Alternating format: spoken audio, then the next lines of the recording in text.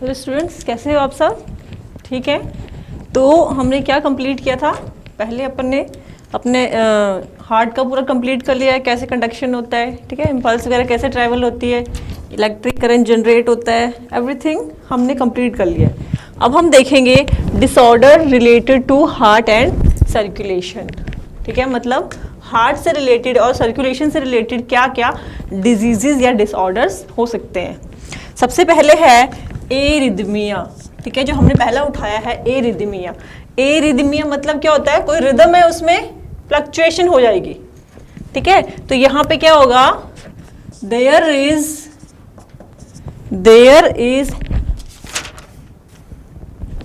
irregularity in heartbeat. There is irregularity in heartbeat. अभी irregularity कैसे होगी बच्चों? इसमें डिफेक्ट क्या होगा? जो आपका SA नोड होता है उसको क्या कहते हैं? Pacemaker. बहुत इंपॉर्टेंट है, SA node is pacemaker. तो यहां से नर्व जनरेट होती है। तो इस डिजीज की वजह से ये नोड है, इस पे इफेक्ट होता है। ये जो नोड है ये डैमेज हो जाता है। ठीक है, ऐसे नोड डैमेज हो जाएगा, मतलब पेस मेकर डैमेज हो गया है। अब इसका ट्रीटमेंट क्या है? सॉल्यूशन तो यही है कि नया पेस मेकर इंसर्ट किया जाएगा। ठीक है, तो मार्केट में नए पेस मेकर अवेलेबल होते हैं, तो new pacemaker will inserted. और जो आज का जो पेस मेकर होते हैं बच्चों, उसके अंदर लिथियम हैलाइड की बैटरीज डाली जाती है। ठीक है, लिथियम हैलाइड की बैटरीज यूज होती है, क्योंकि जो बैटरीज होती हैं इनका जो टाइम पीरियड होता है ये बहुत ज़्यादा होता है। ठीक है, लिथियम हैलाइड की बैटरीज यूज होती हैं। लिथियम हैलाइड ये जो बैटरीज होती हैं इनका अराउंड 10 ईयर्स ऑफ लाइफ होती है। तो पेस मेकर में ये वाली बैटरीज यूज होती हैं, ताकि जो पेस मेकर हार्ट में इंसर्ट किया जाएगा वो लॉन्ग टाइम तक चल सके। अब देखते हैं पेस मेकर में होता क्या क्या है। बेसिकली इसमें एक जनरेटर होता है। ठीक है, इस तरह से एक जनरेटर होता है। जनरेटर है तो मतलब यहां से क्या होगा? नर्व इंपल्स जनरेट होगी। नर्व इंपल्स जनरेट होगी। ठीक है, देन इस जनरेटर से क्या लीड निकलती है, आगे लीड्स निकलती हैं। 1 और 2 लीड हो सकती है। ठीक है, एक भी हो सकती है, 2 भी हो सकती है। तो ये है लीड्स, यहां से लीड्स निकलती हैं। देन आगे इनके आगे इलेक्ट्रोड अटैच होता है। ठीक है, इन लीड्स के आगे होता है इलेक्ट्रोड, और ये इलेक्ट्रोड हमारे हार्ट में इंसर्ट किया जाता है। ठीक है, तो ये जनरेटर होता है, यहाँ पे जनरेटर से लीड्स निकलती हैं। देन आगे इलेक्ट्रोड होता है, वो इलेक्ट्रोड हार्ट में इंसर्ट किया जाता है। तो कितने पार्ट्स हो गए इसके? Generator, Leeds and electrode. ये तीनों पार्ट किसके हैं? पेस मेकर के। ठीक है, क्लियर है? अब जो पेस मेकर है बच्चों वो 2 तरह का होता है। ठीक है, पेस मेकर है 2 तरह का होगा। एक होगा single chamber pacemaker, double chamber pace maker.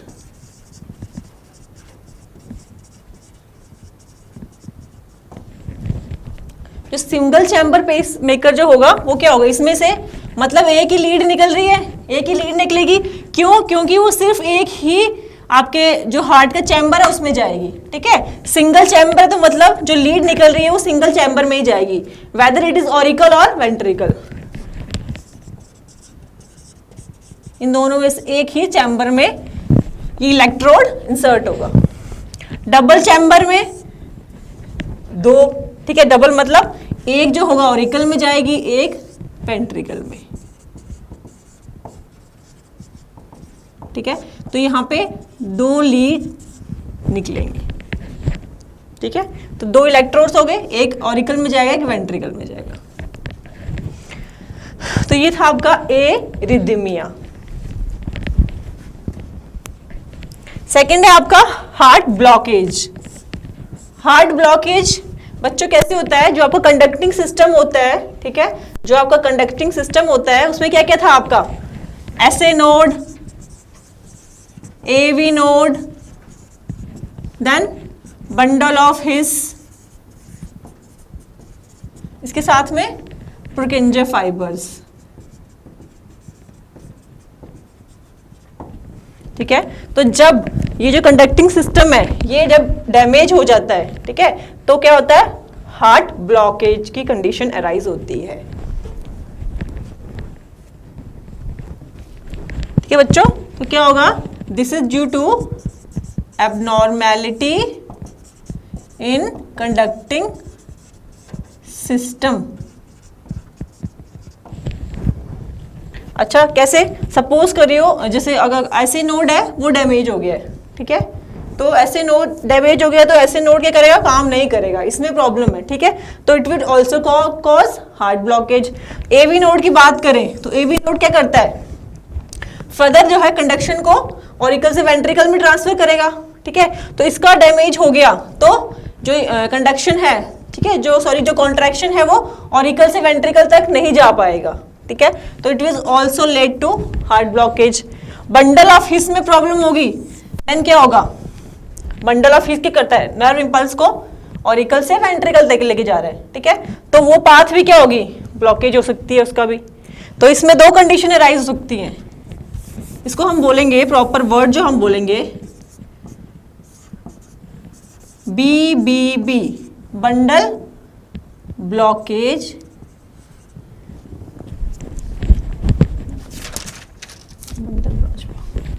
इसको हम बोलेंगे बच्चों बंडल ब्रांच ब्लॉकेज। ठीक है, कब? जब बंडल ऑफ हिस में प्रॉब्लम होगी। अगर राइट बंडल ऑफ हिस में होगी तो right RBB, right bundle branch blockage, ठीक है, और लेफ्ट साइड में होगी तो जो बंडल ऑफ हिस है उसमें 2 ब्रांचेस निकलती हैं, लेफ्ट और राइट, तो सेम अगर लेफ्ट साइड में प्रॉब्लम होगी then LBB, left bundle branch blockage. ठीक है, दोनों में क्या होती है? दोनों कंडीशन में क्या हो रहा है? जो आपका बंडल ऑफ हिस है इसमें ब्लॉकेज हो रहा है। देन पुरकिंजे फाइबर्स, ठीक है, पुरकिंजे फाइबर्स जो क्या करते हैं? इंपल्स को ट्रैवल करेंगे, ट्रांसफर करते हैं, तो इसमें भी अगर ब्लॉकेज हो गया then also it will lead to heart blockage. तो बेसिकली हार्ट ब्लॉकेज किसकी वजह से होता है? एनी एबनॉर्मेलिटी, ठीक है, कोई भी जो कंडक्टिंग सिस्टम के जो अपने पाथ हैं किसी में भी एबनॉर्मेलिटी होने से हार्ट ब्लॉकेज हो सकता है। देन है आपका coronary artery disease, CAD। Coronary artery अपने डिस्कस करी थी, किसको सप्लाई करती है? ब्लड, हार्ट, ठीक है, वॉल, जो हार्ट की वॉल्स है उनको ब्लड सप्लाई करती है। तो जब हार्ट की वॉल्स को ब्लड प्रॉपर तरीके से नहीं पहुंचता है, ठीक है, ड्यू टू सम ऑब्स्ट्रक्शन और यू कैन से अथीरोस्क्लेरोसिस, ठीक है, अथीरोस्क्लेरोसिस आगे हम पढ़ेंगे। इसकी वजह से क्या होता है? जो ब्लड है वो वॉल्स में प्रॉपरली नहीं जा पाता है, तो उसकी वजह से भी क्या होता है? ये डिजीज होती है coronary artery disease, due to insufficient blood supply to the wall of heart. Then है साइनोसिस। साइनोसिस बच्चों क्या होता है? ब्लू बेबी सिंड्रोम बोला है, ठीक है, अपन ने जब हार्ट का स्ट्रक्चर पढ़ा था, इंटर ऑरिकुलर सेप्टम पढ़ा था, उसके बीच में कोरोनरी साइनस था, ठीक है, उसके ऊपर क्या था? सेप्टम था एक, मतलब इस तरह से गैप था, इस तरह से होता है, यूं था, ठीक है। एडल्ट स्टेज में क्या होता है? ये गैप होता है, ये मतलब इस भरा, मतलब ये भरा हुआ होता है, तो सिर्फ छोटा सा होल होता है। लेकिन जब बचपन के टाइम पे क्या होता है? ये होल पूरा इस तरह से होता है, तो यहाँ से मिक्सिंग ऑफ ब्लड होता है। बट अगर किसी सिचुएशन की वजह से एडल्ट स्टेज में भी ये होल जो है ये फिलअप नहीं होता है, तो क्या होता है? मिक्सिंग ऑफ ब्लड होता है, तो डीऑक्सीनेटेड ब्लड पूरी बॉडी को सप्लाई हो रहा है, ठीक है, तो उस कंडीशन को क्या बोलते हैं? साइनोसिस। तो बेसिकली जो साइनोसिस है वो क्या? एक हार्ट डिफेक्ट है, ठीक है, डिफेक्ट इन योर हार्ट। इसके अलावा ये कैसे हो सकता है? Due to some respiratory diseases, ठीक है, लाइक अस्थमा, इसकी वजह से भी हो सकता है। इसके अलावा अच्छा, अब हम हार्ट डिफेक्ट की बात करें तो हार्ट डिफेक्ट में बच्चों दो तरह से हो सकता है, ठीक है, हार्ट डिफेक्ट की बात करें देन इसमें दो तरह से हो सकता है, लाइक आपका tetralogy of Fallot, tetralogy of Fallot पहली कंडीशन आएगी। दूसरी कंडीशन आएगी इसमें ट्रांसपोजिशन ऑफ आर्टरीज। ठीक है, हार्ट डिफेक्ट में ये तो बेसिकली अपन जो पढ़ा, जो फोरामेन की वजह से होता है वो तो एक पर्टिकुलर रीजन है, इसके अलावा भी ये कुछ और रीजंस हैं। हार्ट डिफेक्ट में पहला है tetralogy of Fallot and second transposition of arteries. Tetralogy of Fallot में बच्चों जो वेंट्रिकल होता है आपका, जो इंटर वेंट्रिकल सेप्टम होता है वो पूरा डेवलप्ड नहीं होता है। ठीक है, वो हाफ ही होता है। जिस तरह से अपन ने देखा था सेप्टम पूरा इस तरह से होता है, तो इस केस में ये पूरा नहीं होगा। ठीक है, तो पहला जो इसमें सिम्टम होता है वो क्या होता है, जो इंटर वेंट्रिकुलर सेप्टम है इट इज नॉट, मतलब पूरा बना हुआ नहीं होता है, ये हाफ ही होता है। तो स्टूडेंट्स क्या था पहला, tetralogy of Fallot, second transposition of arteries. ठीक है, जो हार्ट डिफेक्ट होता है उसकी वजह से ये दो कंडीशन अराइज हो सकती है। कौन सी, tetralogy of Fallot and second transposition of arteries. जो टेट्रालॉजी ऑफ फैलोट है उसमें क्या क्या, उसके मतलब क्या क्या है, कैसे हो सकता है। पहला है इनकम्प्लीट इंटरवेंट्रिकुलर सेप्टम। ठीक है, जो इंटरवेंट्रिकुलर सेप्टम होता है वो इनकम्प्लीट होता है। Second, due to stenosis of pulmonary valve. जो पल्मोनरी वॉल्व होता है आपका पल्मोनरी आर्टरी में, उसके स्टीनोसोसिस की वजह से भी कोई कंडीशन अराइज हो सकती है। Then aorta arise from both ventricles. ठीक है, दोनों वेंट्रिकल जो होते हैं हार्ट के, वहां से एरोटा अराइज हो सकती है। देन जो आपका राइट वेंट्रिकल है उसका एनलार्जमेंट की वजह से भी ये कंडीशन देखी जाती है, that is tetralogy of Fallot. ठीक है, तो हार्ट डिफेक्ट की वजह से कौन सी कंडीशन होती है, टेट्रालॉजी ऑफ फैलोट, जो कि अपन ने डिस्कस किया। सेकंड हो सकती है ट्रांसपोजिशन ऑफ आर्टरीज। अब ट्रांसपोजिशन मतलब जो आर्टरीज की पोजीशन होती है वो चेंज हो सकती है।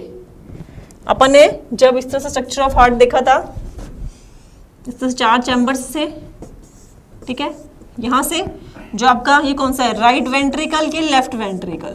तो राइट वेंट्रिकल से क्या था, पल्मोनरी आर्टरी, और लेफ्ट से सिस्टमिक आर्टरी। लेकिन अब ट्रांसपोजिशन बोल रहे हैं, मतलब आर्टरीज की जो लोकेशन है वो चेंज हो जाएगी।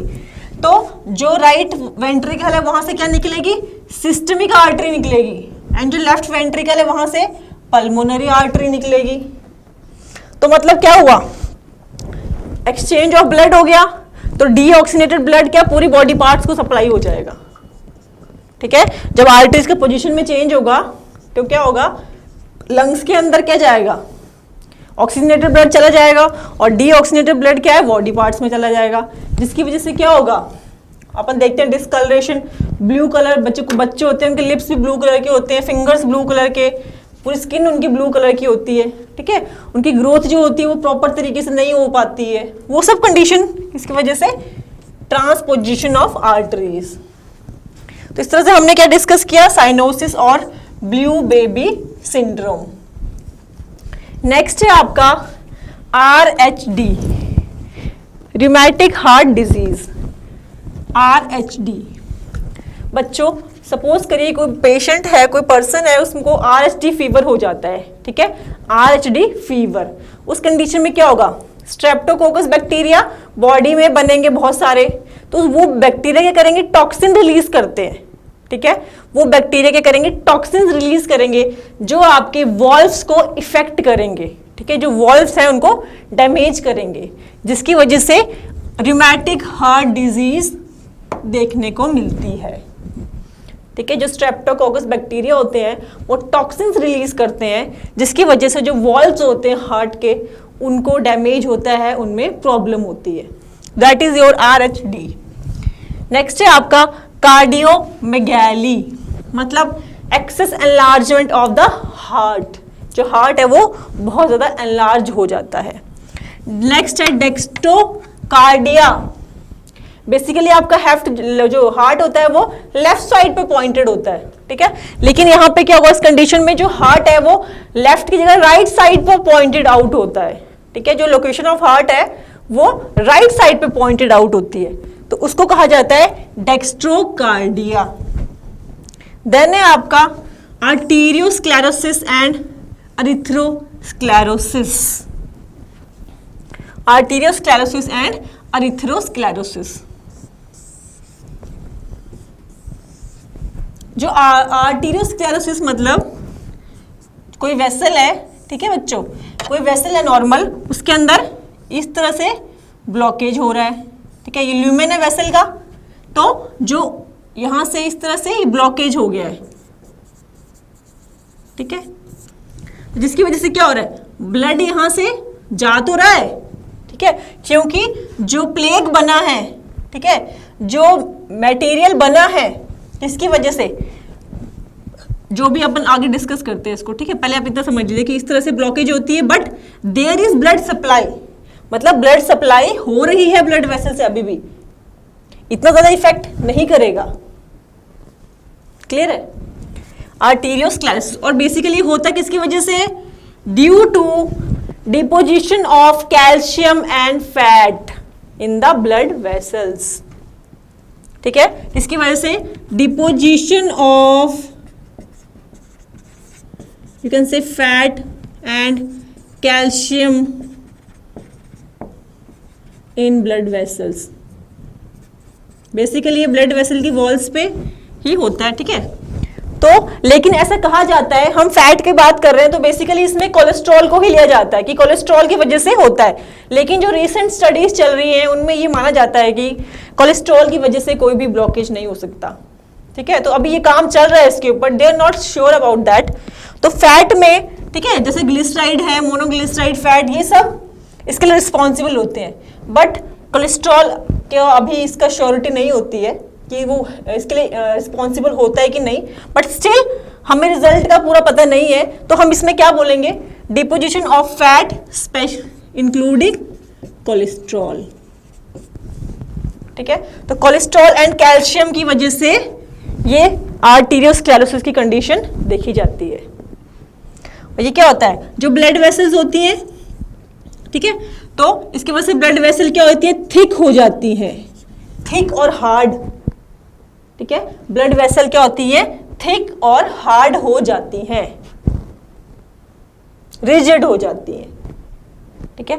और इसके अलावा क्या कंडीशन देखने को मिलेगी, और ये हार्ड और थिक होगी क्योंकि इनकी इलास्टिसिटी खत्म होगी, ब्लड वेसल्स की इलास्टिसिटी खत्म होगी तो वो हार्ड होगी, तो रैप्चर हो सकती है, ठीक है, ब्लड वेसल का टूटने का चांसेस ज्यादा रहता है। और ये किसके अंदर देखने को मिलता है, medium to, you can say small to medium arteries of limb, ठीक है। आर्टीरियोस्क्लेरोसिस जो कंडीशन है किसमें देखने को मिलती है, small to medium arteries of limb, ठीक है स्टूडेंट्स। इस केस में क्या होता है, जो आर्टरीज होती हैं, जो बल्कि ब्लड वेसल्स होती हैं, वो थिक और रिजिड हो जाती हैं, ठीक है, ल्यूमेन जो है वो थोड़ा कम हो जाता है। इसके अलावा क्योंकि उनकी इलास्टिसिटी खत्म हो जाती है, ठीक है, तो जो आर्टरीज हैं वो क्या हो सकती है, रैप्चर हो सकती हैं। और किसमें देखा जाता है, small to medium arteries of limb. इस सेकंड पे आते हैं, एथेरोस्क्लेरोसिस। इस केस में बच्चों देयर इज डिपोजिशन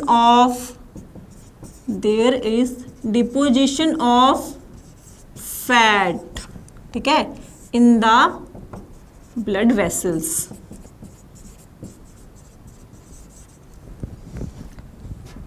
ठीक है, फैट के डिपोजिशन की वजह से होता है। अगेन वही सिचुएशन अराइज होती है, इसमें कोलेस्ट्रॉल को प्रेफरेंस दिया गया है, बट अभी तक हम श्योर नहीं है इस चीज के बारे में, ठीक है, बट हम यहाँ पे लिखेंगे। अब क्या होता है देखो, इस तरह से वेसल होती है, और स्पेशली बच्चों ये किसमें देखने को मिलती है, जो स्पेशली है कोरोनरी आर्टरीज के अंदर ये कंडीशन देखने को मिलती है। जो कोरोनरी आर्टरीज होती हैं, लिख लीजिए, स्पेशली इन कोरोनरी आर्टरीज,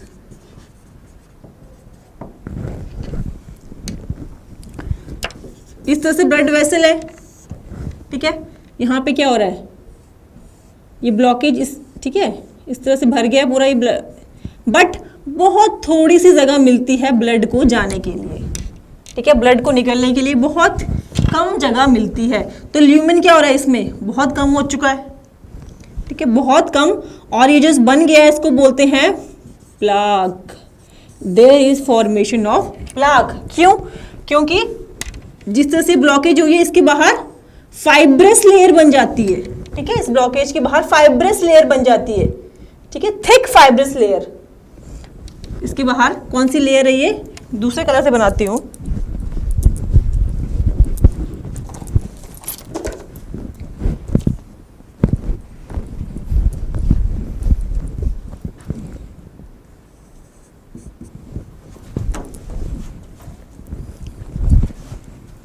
ठीक है, जो ग्रीन में आपको दिख रही है दिस इज फाइब्रस लेयर।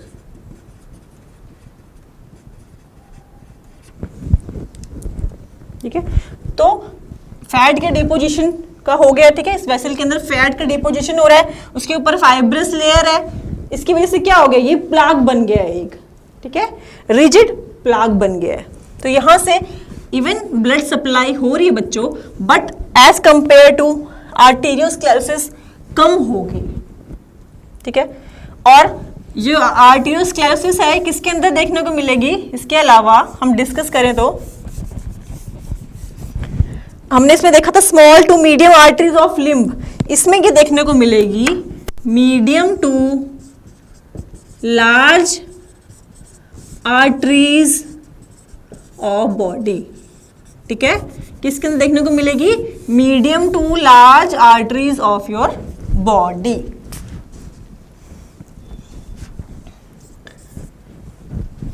कौन सी कंडीशन हुई, आर्टेरियोस्क्लेरोसिस एंड एरिथ्रोस्क्लेरोसिस। तो मतलब ज्यादा खतरनाक कौन सी वाली है, ये वाली है, क्योंकि इसके अंदर ब्लॉकेज का चांसेस ज्यादा हो जाता है, एथेरोस्क्लेरोसिस।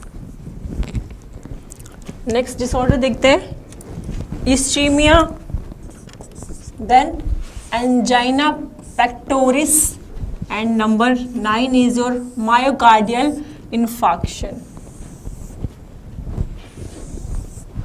ठीक है, myocardial infarction। पहला बच्चों हमने इन तीनों को एक साथ लिया है क्योंकि ये तीनों आपस में ही इंटर रिलेटेड डिजीज है। इस्चीमिया की बात करें, इस कंडीशन में क्या होता है, जो ब्लड वेसल्स होती हैं, ठीक है, तो इनके अंदर अगेन डिपोजिशन की वजह से क्या होता है, प्लाक बन जाता है, बट जो प्लाक होता है वो स्मॉल होता है, तो देयर इज मतलब ब्लड सप्लाई जो होती है वो काफी ज्यादा होती है, ब्लड सप्लाई इवन होती रहती है। और किसके अंदर देखने को मिलता है ये, स्पेशली ऑर्गन्स,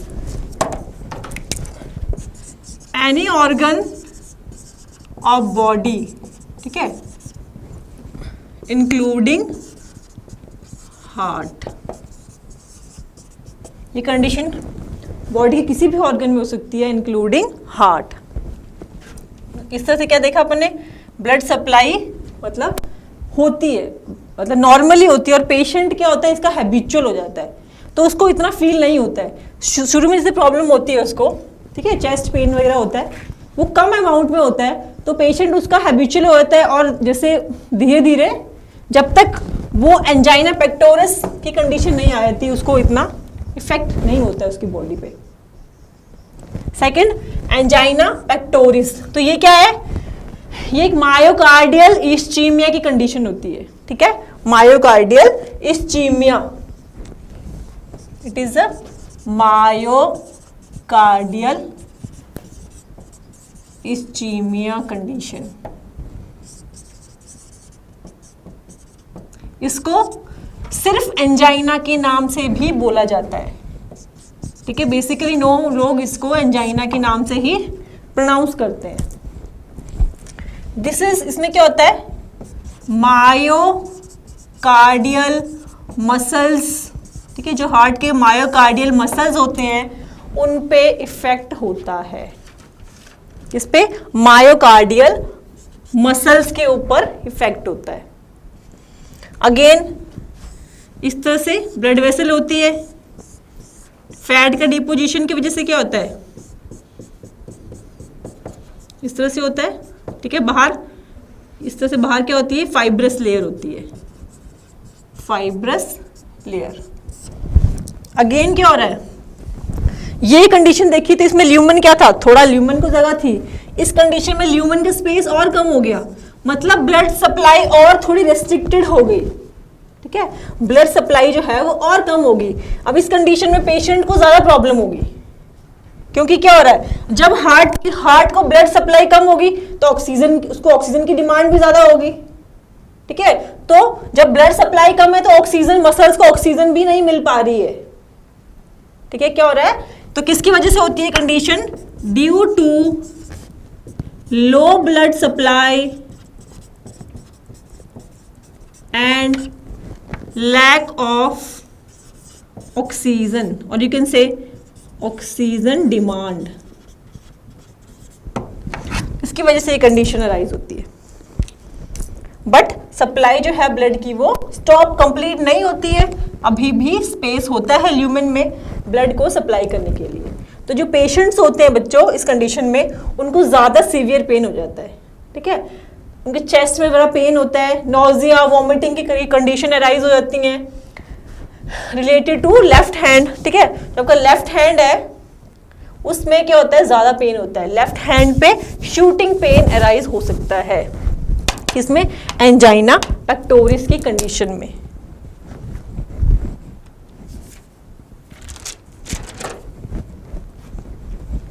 और you can also say this is, मैंने बोला हार्ट मसल मतलब मसल से रिलेटेड है, मायोकार्डियल मसल, तो it is related to coronary artery, ठीक है, ये डिजीज किससे रिलेटेड है, कोरोनरी आर्टरी से। अब आते हैं मायोकार्डियल इन्फार्क्शन। इस कंडीशन में क्या होगा, जो ब्लड सप्लाई है वो टोटली स्टॉप हो जाएगी, blood supply totally stop to the heart, heart को ब्लड सप्लाई टोटली स्टॉप हो जाएगी, जिसकी वजह से क्या हो सकता है, हार्ट अटैक हो सकता है। तो पहले कंडीशन जो इसमें आएगी, ठीक है, इसमें पहली कंडीशन क्या आएगी बच्चों,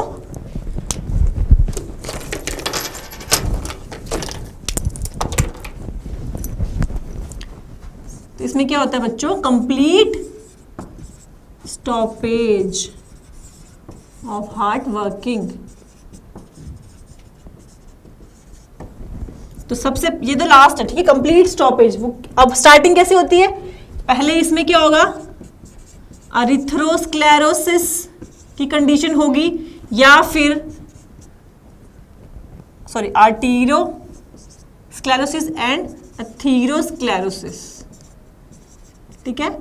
तो जो पहला इसमें स्टेप होता है इस कंडीशन में वो होता है आर्टेरियोस्क्लेरोसिस या एथेरोस्क्लेरोसिस। देन उसके बाद जो कंडीशन आएगी वो होगी आपकी इस्चीमिया की कंडीशन,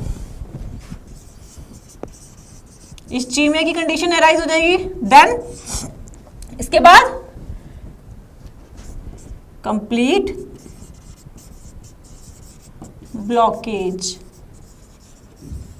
ठीक है, और you can say less no blood supply,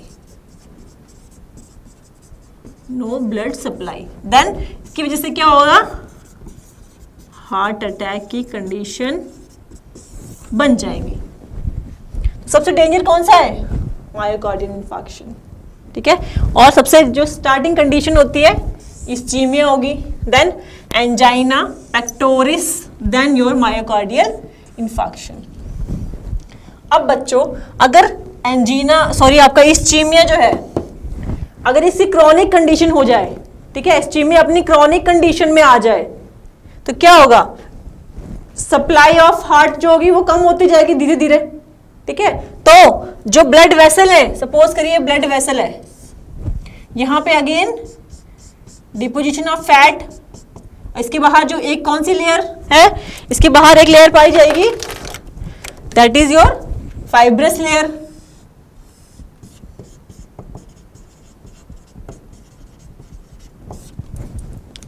तो अभी जो प्लाक बना है, ठीक है, जो वेसल के अंदर प्लाक बना है, ये क्या होगा, ये एक बहुत रिजिड स्ट्रक्चर बन जाता है, ठीक है। उसके बाहर फाइबर्स जब लग जाते हैं, फाइब्रस लेयर होती है, तो एक पत्थर की तरह वो स्ट्रक्चर बन जाता है। तो इसकी वजह से क्या होगा, इसकी वजह से जो हार्ट को ब्लड बिल्कुल मिलना बंद हो जाता है, ठीक है। तो इसको क्या बोलते हैं, जो ये पर्टिकुलर जो ऑर्गन है, जो जगह है, ठीक है, इसको बोलते हैं इन्फार्टेड पार्ट, इन्फार्टेड पार्ट, इन्फार्टेड पार्ट। और यू कैन से किसी ऑर्गन में हो रही तो उस ऑर्गन को बोल देंगे इन्फार्टेड ऑर्गन, मतलब वहां पे कोई भी ब्लड सप्लाई अब नहीं हो रही है, तो उस पार्ट को बोलता है इन्फार्टेड पार्ट।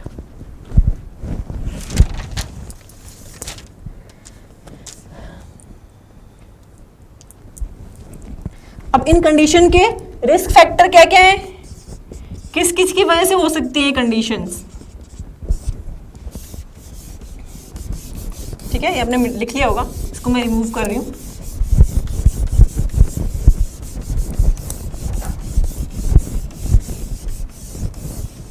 रिस्क फैक्टर क्या क्या है, ओबेसिटी, मोटापे की वजह से भी हो सकता है, दूसरा डायबिटीज, डायबिटीज की वजह से भी ये कंडीशन अराइज हो सकती है, ठीक है, और किसकी वजह से हो सकती है, high blood pressure, high blood pressure.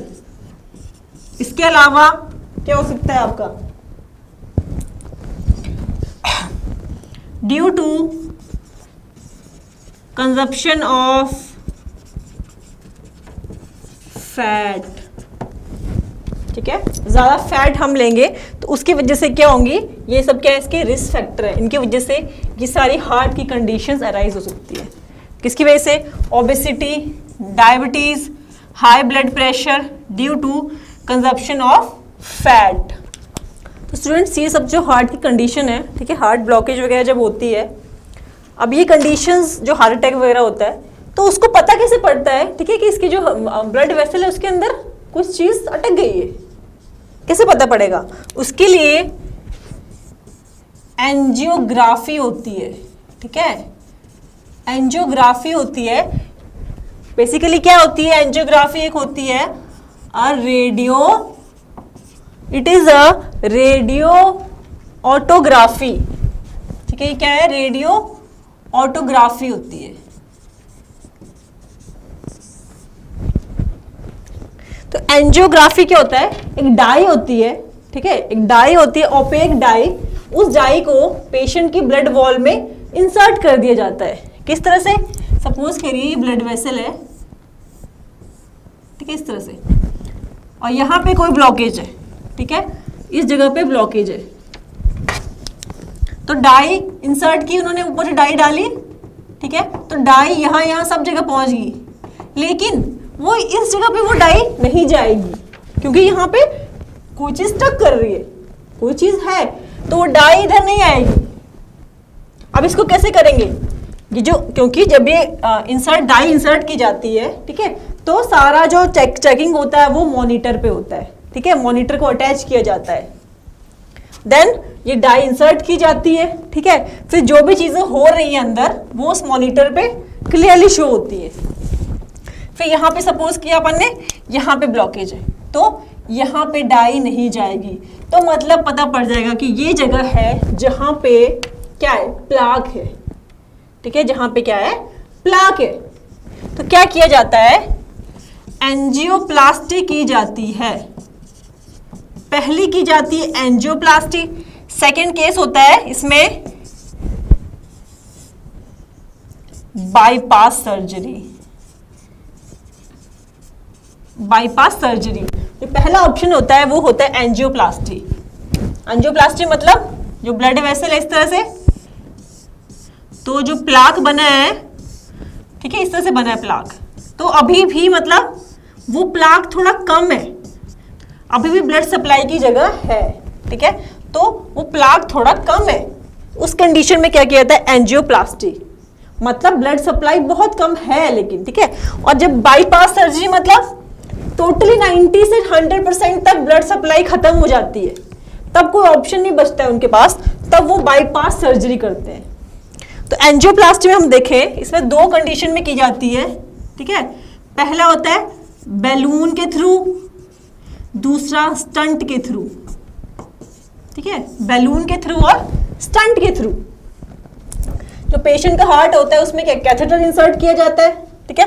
जो कैथेटर होता है उसमें पहले हम देखें कंडीशन बैलून वाली में, ठीक है।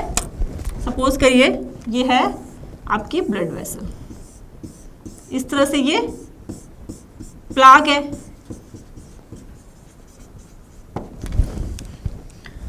यहां से कैथेटर क्या, ये कैथेटर है, कैथेटर के साथ क्या इस तरह से बैलून अंदर एंटर किया जाता है, ठीक है। हीलियम का बैलून होता है, इसमें हीलियम भरी होती है, इस बैलून को क्या फुलाया जाता है, फिर ब्लड वेसल के अंदर डाल के इस बैलून को फुलाया, इन्फ्लेट किया जाता है।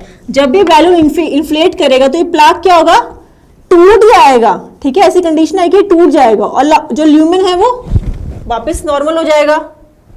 तो क्या हो गया, प्लाक का ब्रेकेज हो गया। तो ये थी पहली कंडीशन बैलून के थ्रू जो करते हैं। सेकंड में स्टंट डालते हैं, सुना ही होगा आपने, जब सर्जरी वगैरह होती है कि स्टंट मतलब हुआ है, बैलून के थ्रू हुई है, स्टंट के थ्रू हुई है। तो स्टंट के केस में क्या होता है, एक स्पाइरल, इस तरह से स्पाइरल एक वो होता है, ठीक है, स्टंट होता है। तो ये ब्लड वेसल है, अगेन इस तरह से, दिस इज क्या है, ये प्लाक है, कैसे बना है, डिपोजिशन ऑफ फैट, कोलेस्ट्रॉल। इस केस में क्या होगा, कैथेटर है, ठीक है, कैथेटर सपोज करिए, यहां से क्या अटैच करेंगे, स्टंट, ठीक है। इस तरह से स्टंट को ब्लड वेसल के अंदर डाला जाता है, स्पाइरल होता है वो। तो इसकी वजह से भी क्या होगा, जो प्लाक है वो प्रेस होगा, ठीक है, प्रेसिंग से वो टूट सकता है। तो क्या होगा, वो प्लाक टूटने लग जाएगा और जो इसकी मेम्ब्रेन होती है आपके ब्लड वेसल की मेम्ब्रेन, वो थोड़ी सी स्ट्रेच हो जाएगी, ये स्पाइरल होते हैं इस तरह से जब इनका मूवमेंट होता है अंदर, ठीक है। तो क्या होगा, ये जो ब्लड वेसल की वॉल है वो स्ट्रेच हो जाएगी थोड़ी सी, और जो प्लाक होता है वो क्या होगा, खत्म होता जाएगा। तो और अगेन ल्यूमेन क्या हो जाएगा, नॉर्मल ल्यूमेन। तो क्वेश्चन देखिए इससे रिलेटेड, एम्स 2006 में क्वेश्चन पूछा गया था, सेम, ठीक है। Figure below show N angioplasty of the coronary blood vessel, which one of the following statement correctly describe what is being done, ठीक है। ये क्या है, कोरोनरी आर्टरी है, इसमें बोल रहा है कि इस कोरोनरी आर्टरी में क्या हो रहा है बेसिकली। तो पहला ऑप्शन दिया है, it is an coronary artery which has a cancerous growth that is being removed, ठीक है, दैट इज बीइंग रिमूव्ड। बोल रहा है कि ये कोरोनरी आर्टरी है, इसके अंदर कोई कैंसर की ग्रोथ हो रही है, जो क्या करेंगे, जिसको रिमूव करते हैं। कैसा होता है क्या, अभी जस्ट डिस्कस किया।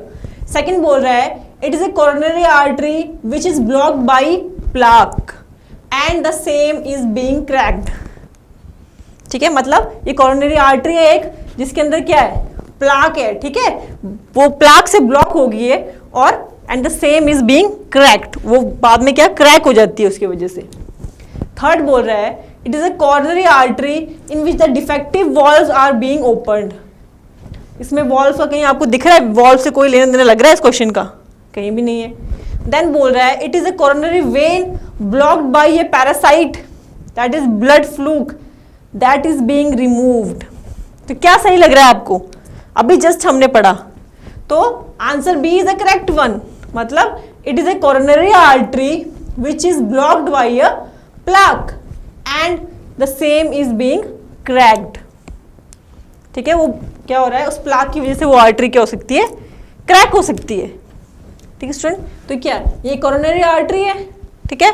जब एंजियोप्लास्टी हुई, ठीक है, एंजियोप्लास्टी किसके थ्रू, स्टंट के थ्रू से हो सकती है, बैलून के थ्रू, दोनों में से किसी के भी थ्रू हुई है। लेकिन हो क्या रहा है, प्लाक का ब्रेकेज हो रहा है, जो प्लाक बना है वो टूट रहा है। तो सही आंसर क्या हुआ, answer B, answer B is the right. ये कोरोनरी आर्टरी है, ठीक है, जिसके अंदर क्या हो रहा है, जो प्लाक से क्या होगी, मतलब उसको ब्लॉकेज हो गया है, देन एट द सेम उसको प्लाक को क्या कह रहा है, तोड़ा जा रहा है, किसके थ्रू, एंजियोप्लास्टी के थ्रू। तो ये क्वेश्चन एम्स 2006 में पूछा गया था। उसके बाद स्टूडेंट सेकेंड जो होता है दैट इज बाईपास सर्जरी। जो लास्ट ऑप्शन बचता है इनके पास वो होता है बाईपास सर्जरी। जब जो ब्लॉकेज होती है वो 90 से 100% के बीच में होती है, उस केस में बाईपास सर्जरी होती है। बाईपास सर्जरी मतलब, बाईपास का मतलब क्या होता है, आप रोड पे चले हो, ठीक है, हाईवे पे चले हो, कुछ आगे प्रॉब्लम हो रही है, ठीक है, हमारा रास्ता बंद है आगे, तो आप क्या बोलते हो, यार कोई और बाईपास है क्या, मतलब कोई और रास्ता है क्या उसको जाने, आपको जाने के लिए। तो इस केस में वही चीज है कि कोई और रास्ता है क्या कि जो ब्लड को फ्लो किया जाए, क्योंकि इसमें 90 to 100% ब्लॉकेज हो गया है, प्लाक बन गया है, अब उसको रिमूव नहीं कर सकते डॉक्टर्स, तो कोई और ऑप्शन है क्या, तो उसी को कहा जाता है बाईपास सर्जरी। इस तरह से ब्लड वेसल अगेन, यहाँ पे प्लाक है, ठीक है, तो देखिए इसमें प्लाक पूरी तरह से हो गया है, बिल्कुल भी थोड़ी सी, बिल्कुल 2 से 4% ही जगह है ब्लड को फ्लो करने की। इस तरह से क्या है, फाइब्रस लेयर या फाइब्रस कैप्सूल की लेयर प्लाक के बाहर।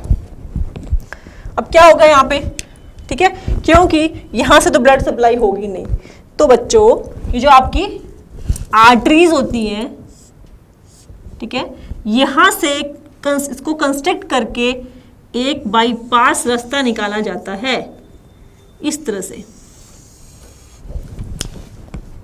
ठीक है, यहां से आर्टरी को यहां से कंस्ट्रक्ट करके, ठीक है, जो प्लाक है इसके पीछे से और इस प्लाक के एंड तक, तो जो ब्लड, अब जो आर्टरीज में ब्लड आएगा वो और इस रास्ते को बंद कर दिया जाता है, ठीक है, तो ब्लड सप्लाई यहां से होते हुए अगेन यहां आर्टरीज में चली जाएगी, ठीक है, नीचे से आते हुए आगे आर्टरी में एंटर करेगी, तो एक बाईपास बन गया है ना, एक बाईपास रास्ता बन गया है। अब ये जो बाईपास लिया इन्होंने, ठीक है, अब साइंटिफिक टर्म्स में आते हैं, ठीक है, जो आपने आर्टरीज ली है इन्होंने, आर्टरी या वेसल कुछ भी हो सकती है, ये कहां से, अपनी पेशेंट की बॉडी से ही निकाली जाती है, जिसका बाईपास बनाया जाता है, ठीक है, artery vessel what ever it is, तो वो कहां से, आपके थाई रीजन से ली जाती है, ठीक है, वो वेसल आपके थाई रीजन से ली जाती है, देन उसको यहां पे इंपार्ट किया जाता है इस तरह से। क्लियर है, तो ये थी आपकी बाईपास सर्जरी। जो ब्लड वेसल है इसको जो भी इसका ब्लॉकेज हो गया है, ठीक है, तो साइड से इसको यहां से क्रैक करके यहाँ पे न्यू आर्टरी लगाई जाती है, ठीक है, तो ब्लड फ्लो अब यहां से होके यहां से जाएगा, देन अगेन नॉर्मल। स्टूडेंट कुछ चीजें हैं, कुछ टर्म्स है, ठीक है, फर्स्ट हार्ट ट्रांसप्लांट, पहला successful heart transplant in world किसने किया था, डॉक्टर क्रिश्चियन बर्नार्ड ने, ठीक है, डॉक्टर क्रिश्चियन बर्नार्ड इन 1967, इन 1967 में किया था, ठीक है बच्चों, 1967 में किया था। इसके अलावा इंडिया की बात करें, first successful heart transplant in India done by doctor Venu Gopal, doctor Venu Gopal in 1994, ठीक है, और विलियम हार्वे जो थे, इन्होंने क्या बताया था, सर्कुलेशन को बताया था, ठीक है, William Harvey give the complete process of circulation.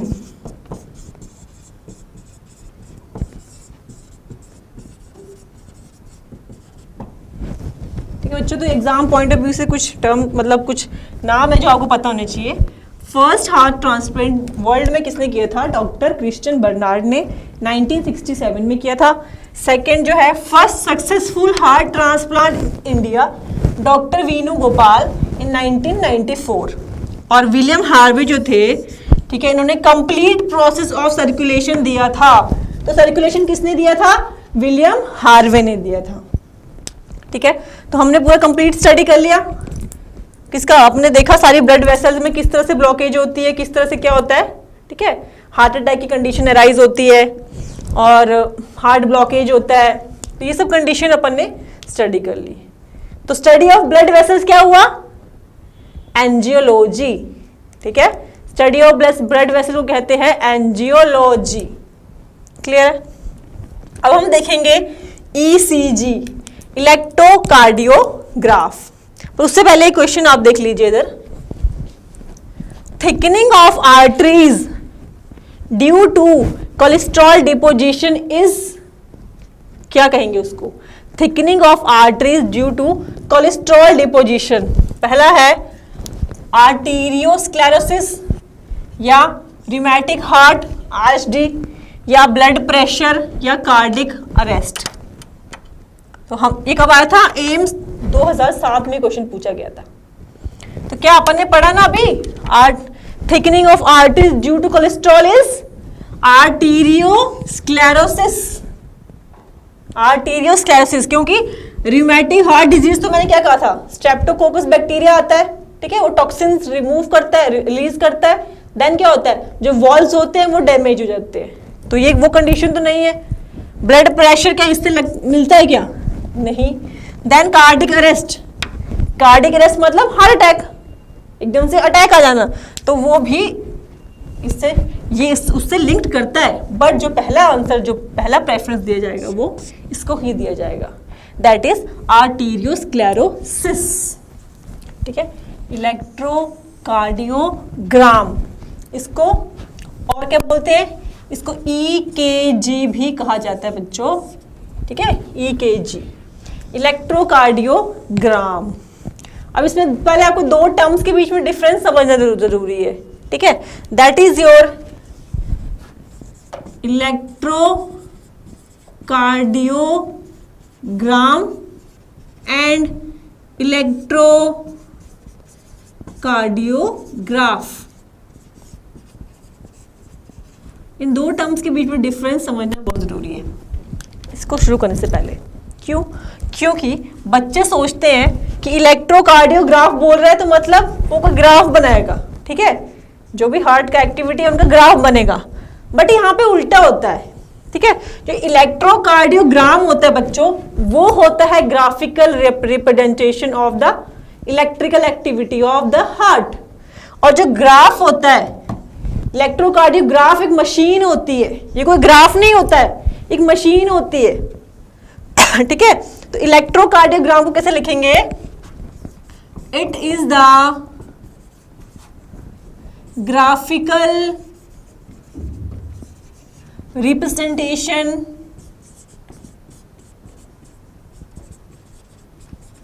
Of electrical activity of heart, ठीक है। तो इलेक्ट्रोकार्डियोग्राम क्या हुआ, it is a graphical representation of the electrical activity of the heart, मतलब आपके हार्ट है उसके ऊपर कोई एक्टिविटी हो रही है, ठीक है, इलेक्ट्रिकल एक्टिविटीज होती हैं, वो अपन डिस्कस करेंगे, उन एक्टिविटीज को क्या करेंगे, ग्राफ के रूप में शो कर देंगे, उसको बोलते हैं इलेक्ट्रोकार्डियोग्राम। आपने देखा होगा जब इलेक्ट्रोकार्डियोग्राम किया जाता है तो आपको पर्ची देते हैं, ठीक है, उस पर्ची पे इस तरह से एक स्ट्रिप ऑफ पेपर देते हैं, उसके ऊपर इस तरह से लाइंस बनी होती है, ठीक है, ये आपने नॉर्मली देखा होगा, वही होता है आपका इलेक्ट्रोकार्डियोग्राम। अब इलेक्ट्रोकार्डियोग्राफ क्या होता है, इसको लिखते हैं, it is the machine which help in किसमें, ग्राफिकल रिप्रेजेंटेशन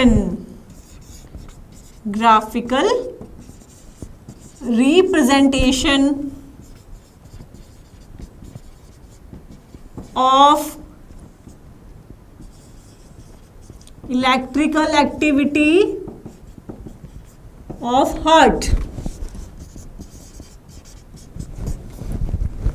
ठीक है। तो इलेक्ट्रोकार्डियोग्राम क्या हुआ, इलेक्ट्रोकार्डियोग्राम मतलब एक ग्राफ है, ठीक है, ग्राफिकल रिप्रेजेंटेशन हो रही है किसी हार्ट की एक्टिविटी की। और इलेक्ट्रोकार्डियोग्राफ मतलब एक मशीन है जो इस ग्राफ को बनाने में हेल्प करती है। सिंपल सी बात है, क्लियर हुआ? तो क्या है इलेक्ट्रोकार्डियोग्राफ। अभी मशीन कैसी होती है बच्चों? इस तरह से सपोज करिए मशीन है, ठीक है, यहां पे कोई पेशेंट लेटा है, ठीक है, ये बहुत खुश है, ये पेशेंट इस तरह से लेटा हुआ है, कोई XYZ कोई भी हो सकता है, ठीक है।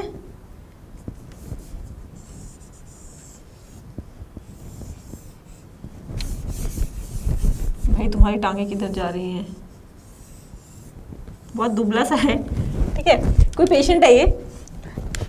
अब यहाँ पे क्या होता है इस मशीन में, ठीक है, यहाँ पे लीड्स लगाई जाती हैं। जो पेशेंट होता है इसका जो हार्ट होता है बच्चों, यहाँ पे 6 लीड्स लगाई जाती हैं, ठीक है, 6 लीड यहाँ पे लगाई जाती है, 2 लीड्स, एक इसकी लेफ्ट रिस्ट पे, एक राइट रिस्ट पे, ठीक है, एक लेफ्ट और एक राइट रिस्ट पे एक एक लीड लगाई जाती है।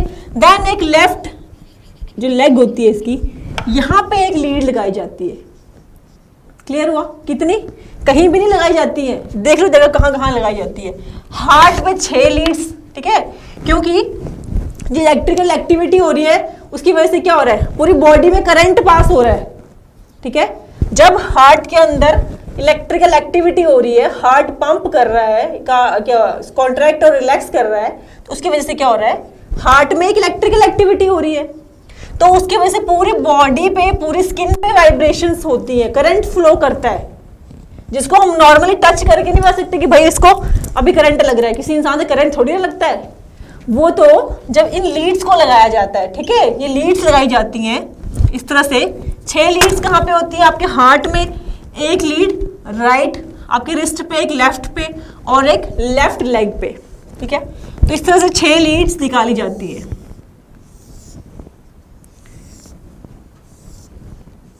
ठीक है बच्चों, तो ये लीड सारी जाके इस तरह से पेशेंट पे लीड लगाई जाती है और ये जाके इस तरह से मशीन से अटैच की जाती है। ये पेशेंट लेटा है, इस तरह लीड के थ्रू इसको अटैच किया जाता है और सारी एक्टिविटीज क्या होती है एक ग्राफ में इस तरह से शो हो जाती है। तो ये क्या है? This is the machine. कौन सी? इलेक्ट्रोकार्डियोग्राफ, ठीक है। और ये सब क्या है? लीड्स है। तो आपको समझाने के लिए जस्ट बताया, ठीक है बच्चों। तो इलेक्ट्रोकार्डियोग्राम और इलेक्ट्रोकार्डियोग्राफ के बीच में आपको डिफरेंस समझ में आया कि एक्चुअली है क्या।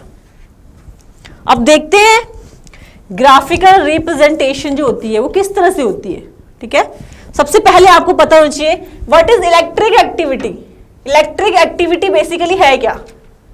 इलेक्ट्रिक एक्टिविटी बच्चों क्या होती है, जो कोई आपने फिजिक्स में पढ़ा होगा, ठीक है, जो चार्ज होते हैं उनका क्या होता है? मूवमेंट होता है, ठीक है। चार्ज का movement from one place to another place, वो क्या करता है? इलेक्ट्रिक करंट जनरेट हो रहा है। तो इलेक्ट्रिक करंट क्या है? It is a movement of charge from one place to another place, that is your electric current. इतनी सी बात तो आपको पता ही है। तो इस केस में क्या हो रहा है? इस केस में हार्ट से भी इलेक्ट्रिक चार्जेस का मूवमेंट हो रहा है, ठीक है। चार्ज का मूवमेंट हो रहा है, उसको इसलिए कहा जाता है graphical representation of electrical activity, ठीक है। कोई चार्जेस का मूवमेंट हो रहा है, मतलब करंट प्रोड्यूस हो रहा है। किस तरह से? देखिए, सपोज करिए ये सेल है, ठीक है, ये हार्ट का क्या है? कोई सेल है, दिस इज अ सेल। इसको मैं रिमूव कर रही हूं। इस बंदे का ईसीजी हम आगे देखेंगे डिटेल में कैसे होगा।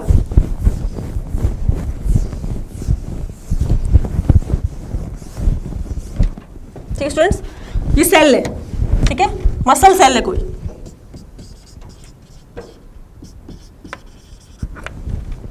मसल सेल में क्या होगा? अब आपको पता है सेल के बाहर क्या होता है? इंटरस्टिशियल फ्लूइड पाया जाता है बाहर,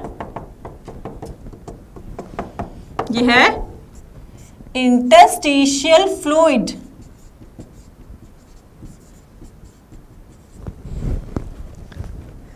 इंटरस्टिशियल फ्लूइड है। अब क्या होगा, चार्जेस का मूवमेंट, बाहर क्या पाया, सोडियम पाया जाता है। अब ये सोडियम जो है इसके अंदर, इस सेल के अंदर एंटर करेगा, सोडियम अंदर एंटर कर गया, तो सोडियम अंदर एंटर करने को क्या होगा, डीपोलराइजेशन। ठीक है, इस कंडीशन को क्या बोलेंगे, डीपोलराइजेशन। मतलब ये हार्ट का कोई सेल है, मसल सेल है, ठीक है, अब इसके अंदर सोडियम की एंट्री हो गई है, मतलब डीपोलराइजेशन हुआ है। तो इस डीपोलराइजेशन की वजह से क्या होगा, जो मसल है क्या करेगी, कॉन्ट्रैक्ट करेगी, इसकी वजह से मसल कॉन्ट्रैक्ट करेगी। तो क्या हम बोल सकते हैं कि जो मसल सेल है ये क्या करेगी, अब कॉन्ट्रैक्ट करेगी। ठीक है, मसल सेल का क्या हुआ, कॉन्ट्रैक्शन हुआ।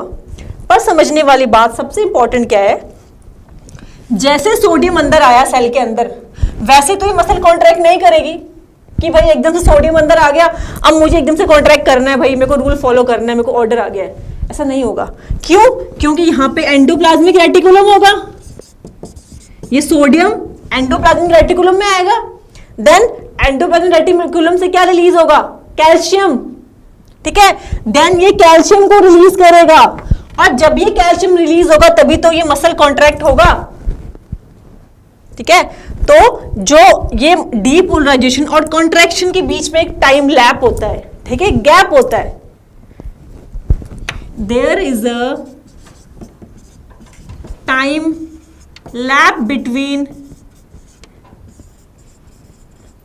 Depolarisation and contraction.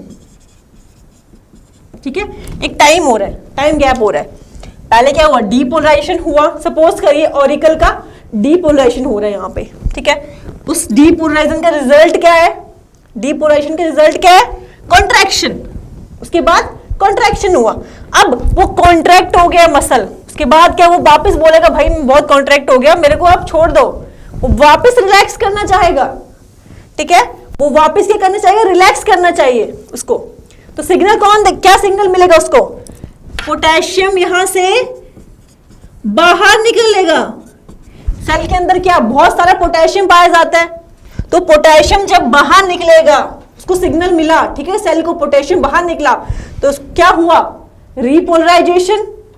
इस कंडीशन को क्या बोलेंगे, रीपोलराइजेशन।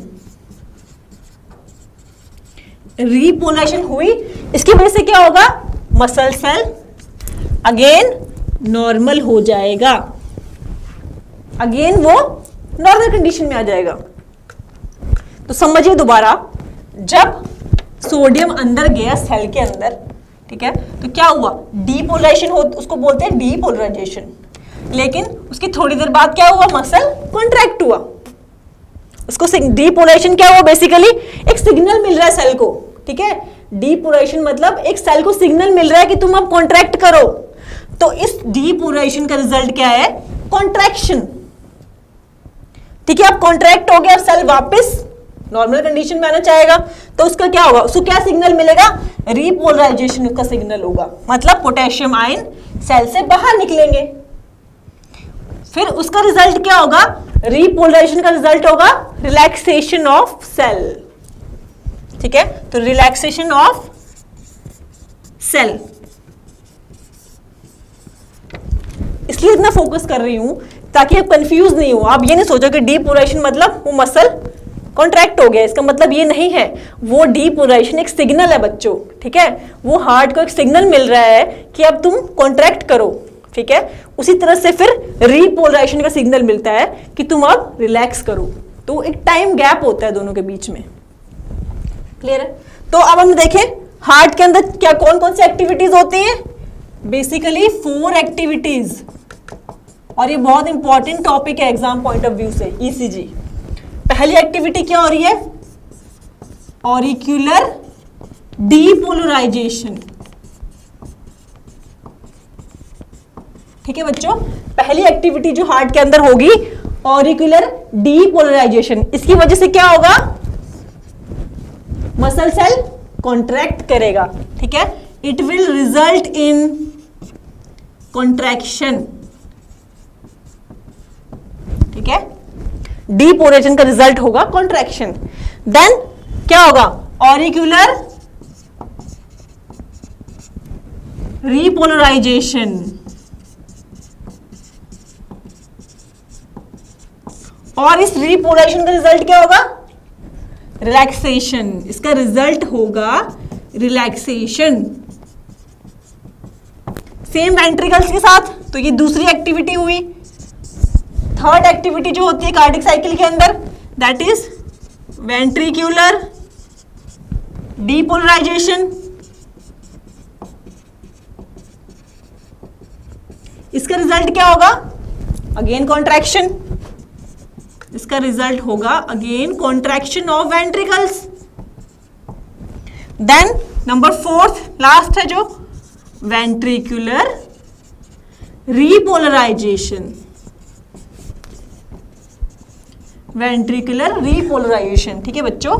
इसका रिजल्ट क्या होगा, अगेन रिलैक्सेशन ऑफ वेंट्रिकल्स। तो बेसिकली ये 4 एक्टिविटीज होती हैं जो हार्ट के अंदर होती हैं, जो एक कार्डिक साइकिल के अंदर होती हैं, और इन्हीं एक्टिविटीज को हम ग्राफ के रूप में शो कर देंगे। वही आपका होता है ईसीजी, कुछ भी नहीं है, ठीक है। सबसे पहले क्या हुआ देखा आपने, सोडियम अंदर गया, डीपोलराइजेशन हुई, तो सिग्नल मिला सेल को कि अब तुम कॉन्ट्रैक्ट करो, ठीक है। कॉन्ट्रैक्ट करके उसको वापस रीपोलराइजेशन किया उसने, मतलब सिग्नल दिया कि तुम वापस रिलैक्स करो, ठीक है। तो देयर इज अ डिफरेंस। तो मैं बोल सकती हूं कि ऑरिकुलर डीपोलराइजेशन का रिजल्ट क्या होगा, कॉन्ट्रैक्शन ऑफ ऑरिकल्स। इसी तरह से ऑरिकुलर रीपोलराइजेशन का क्या रिजल्ट है, relaxation of auricles. Again ventricular depolarisation का मतलब क्या हुआ, क्या रिजल्ट आया इसका, contractions of ventricles. And ventricular repolarisation का क्या रिजल्ट है, रिलैक्सेशन ऑफ वेंट्रिकल्स। अब इन्हीं 4 चीजों को हम ग्राफ में शो कर देंगे, ठीक है। ग्राफ को क्या बोलते हैं, इलेक्ट्रो कार्डियोग्राम, ठीक है। अब 4 एक्टिविटीज आपको समझ गई, 4 एक्टिविटीज, यही एक्टिविटीज हार्ट के अंदर होती हैं और यही इस ग्राफ में शो होती है। चलिए बनाते हैं ग्राफ। सबसे पहले होती है बेस लाइन, ठीक है, और हमको क्या शो करना है, एक कार्डिक साइकिल को, ठीक है। हम एक कार्डिक साइकिल को इस पे शो करेंगे। आपने देखा था इस तरह से ग्राफ, हमने देखा था जब इस तरह से ग्राफ होता है, ठीक है। तो ये होता क्या है एक्चुअली में, इस चीज को हम यहां पे देखेंगे। सबसे पहले आती है आपकी, ठीक है, आपको दिख रहा है पहाड़ सा, ये है आपकी पी वेव, ठीक है, क्योंकि जो रिप्रेजेंटेशन होती है वो होती है PQRST, अल्फाबेट के हिसाब से होती है, ठीक है। ये है आपका पी वेव। देन इसके बाद ये सीधी जाएगी, थोड़ा सा नीचे जाके बिल्कुल ऊपर तक,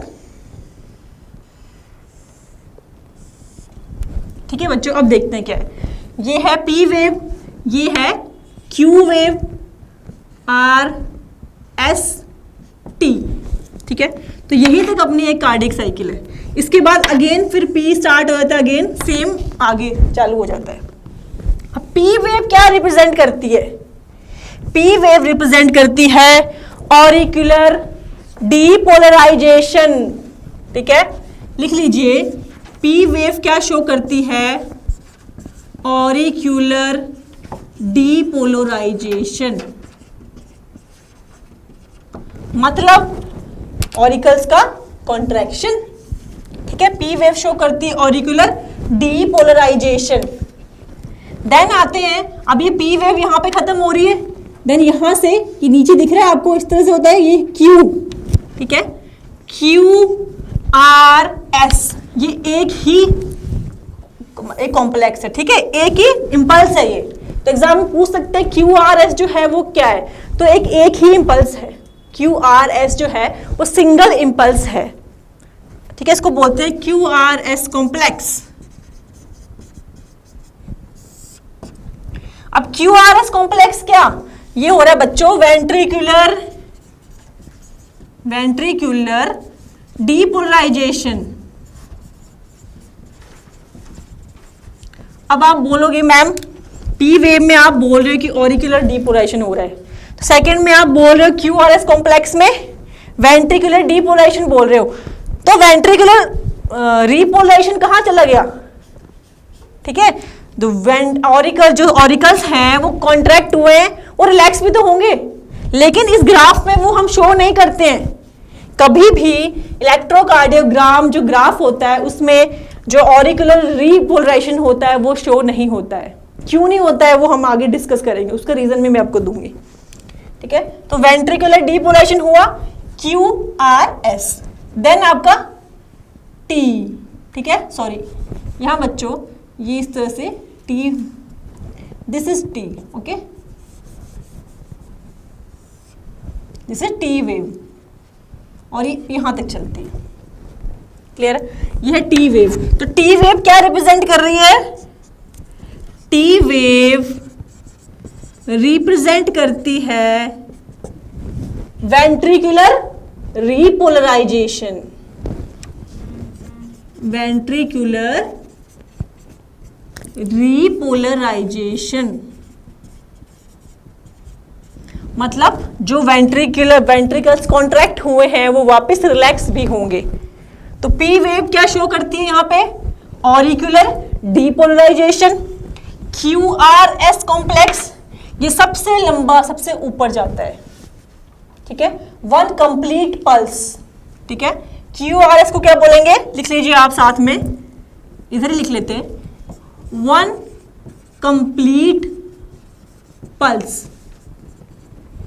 देन आपका T wave represent ventricular repolarisation.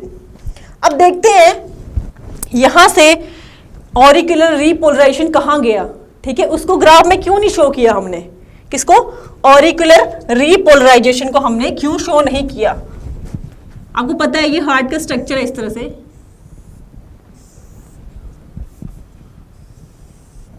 ठीक है बच्चों, यहां पे क्या होते हैं?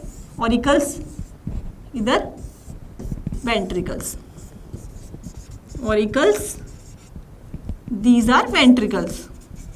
बहुत डिटेल में नहीं जाएंगे क्योंकि पढ़ चुके हैं। ठीक है, राइट ऑरिकल पे क्या पाया था? SA node. यहां पे होता है SA नोड और यहां पे क्या पाया जाता है? इंटरवेंट्रिकल ऑरिकुलर सेप्टम के बीच में होता है AV नोड। AV नोड होता है। अब जब सिग्नल ऐसे नोड से चला, ठीक है, ऐसे नोड क्या है? पेस मेकर है। सिग्नल को इसने चालू किया तो सिग्नल यहां से आया, ठीक है, इस ऑरिकल में गया, आपका right auricle, then left auricle, then यहां पे आया, AV नोड पे आया। अब AV नोड क्या करता है? सिग्नल को धीरे कर देता है। It will delay the signal. इसने सिग्नल को धीरे कर दिया। अब सिग्नल धीरे धीरे धीरे हो गया, लेट हो गया, तो जब तक वो सिग्नल वेंट्रिकल्स पे आएगा, ठीक है, क्योंकि इस टाइम पे क्या ऑरिकल्स कॉन्ट्रैक्ट कर रहे हैं, अभी तक ऑरिकल कॉन्ट्रैक्ट ही कर रहे हैं, तो यहां पे सिग्नल डिले हो गया। इसकी वजह से जब सिग्नल नीचे आया तो जब वेंट्रिकल ने कॉन्ट्रैक्ट किया उस टाइम पे क्या हो रहा था? ऑरिकल रिलैक्स कर रहे थे। ठीक है, दोबारा समझिए, जब सिग्नल ऐसे नोड से ऑरिकल्स में गया तो ऑरिकल्स क्या किया? ऑरिकल्स ने कॉन्ट्रैक्ट किया। देन सिग्नल यहां से कहां आया? AV नोड पे। तो अब AV नोड ने क्या किया? इस सिग्नल को धीरे कर दिया। अब जब सिग्नल लेट हो गया तो वेंट्रिकल्स पे सिग्नल लेट गया तो वेंट्रिकल क्या हो गए? धीरे धीरे कॉन्ट्रैक्ट होने लगे। तो जब वेंट्रिकल कॉन्ट्रैक्ट हो रहे थे तो उस टाइम पे ऑरिकल्स क्या कर रहे थे? रिलैक्स कर रहे थे। तो दोनों ही एक्टिविटीज एक ही टाइम पे हो रही थी। ठीक है, तो जब वेंट्रिकल्स क्या कर रहे थे? कॉन्ट्रैक्ट कर रहे थे, उसी टाइम पे ऑरिकल रिलैक्स कर रहे थे बच्चों। ठीक है, ये दोनों एक्टिविटीज एक ही टाइम पे हो रही हैं। ठीक है, डोंट कंफ्यूज। तो अब दोनों एक्टिविटीज एक ही टाइम पे हो रही है, तो जो एक्टिविटी ज्यादा है, जो बड़ी एक्टिविटी है, वो छोटे को क्या करेगी? ढक देगी, उसको मास्क कर देगी। तो वेंट्रिकुलर कॉन्ट्रैक्शन ने क्या किया? ऑरिकल रिलैक्सेशन को ढक दिया। तभी हम ग्राफ में क्या शो करते हैं? Ventricular depolarisation. ठीक है, और जो ऑरिकुलर रीपोलराइजेशन है उसको ये ढक देता है, इसलिए हमने ग्राफ में उसको शो नहीं किया। इसलिए वो ग्राफ में कभी भी शो नहीं होता है, क्योंकि वो ढक दिया जाता है किसके द्वारा, वेंट्रिकुलर कॉन्ट्रैक्शन के द्वारा, ठीक है, क्योंकि दोनों एक्टिविटीज एक ही टाइम पे होती हैं। तो आई होप ये आपको कंसेप्ट क्लियर हुआ होगा।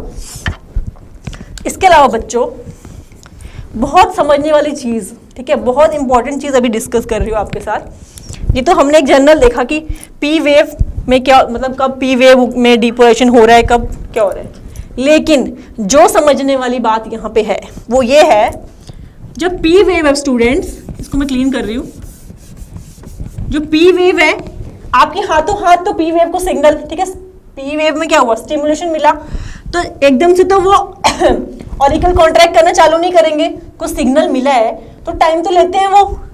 तो यहां से आपका पी वेव का क्या हुआ, पी वेव का कॉन्ट्रैक्शन स्टार्ट होगा, ठीक है, डीपोलराइजेशन यहां से स्टार्ट होगी, डीपोलराइजेशन, ठीक है, यहां से स्टार्ट होगी, यहां पीछे से स्टार्ट नहीं होगी, क्योंकि अभी तो सिग्नल उसको मिल ही रहा है।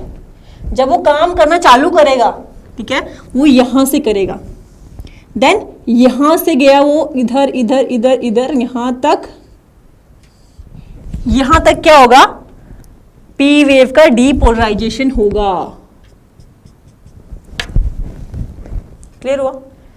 यहां से चालू जो कॉन्ट्रैक्शन होता है, डीपोलराइजेशन होता है बच्चों, वो यहां से होगा और यहां तक चलेगा, इस पॉइंट तक। देन क्या होगा, वेंट्रिकुलर डीपोलराइजेशन बोल रहे हैं, तो वो भी अगेन लेट शुरू होगा, तो यहां से कहीं से चालू होगा, ठीक है, यहां से क्या चालू होगा आपकी, यहां से होगा, सॉरी, आपका वेंट्रिकुलर डीपोलराइजेशन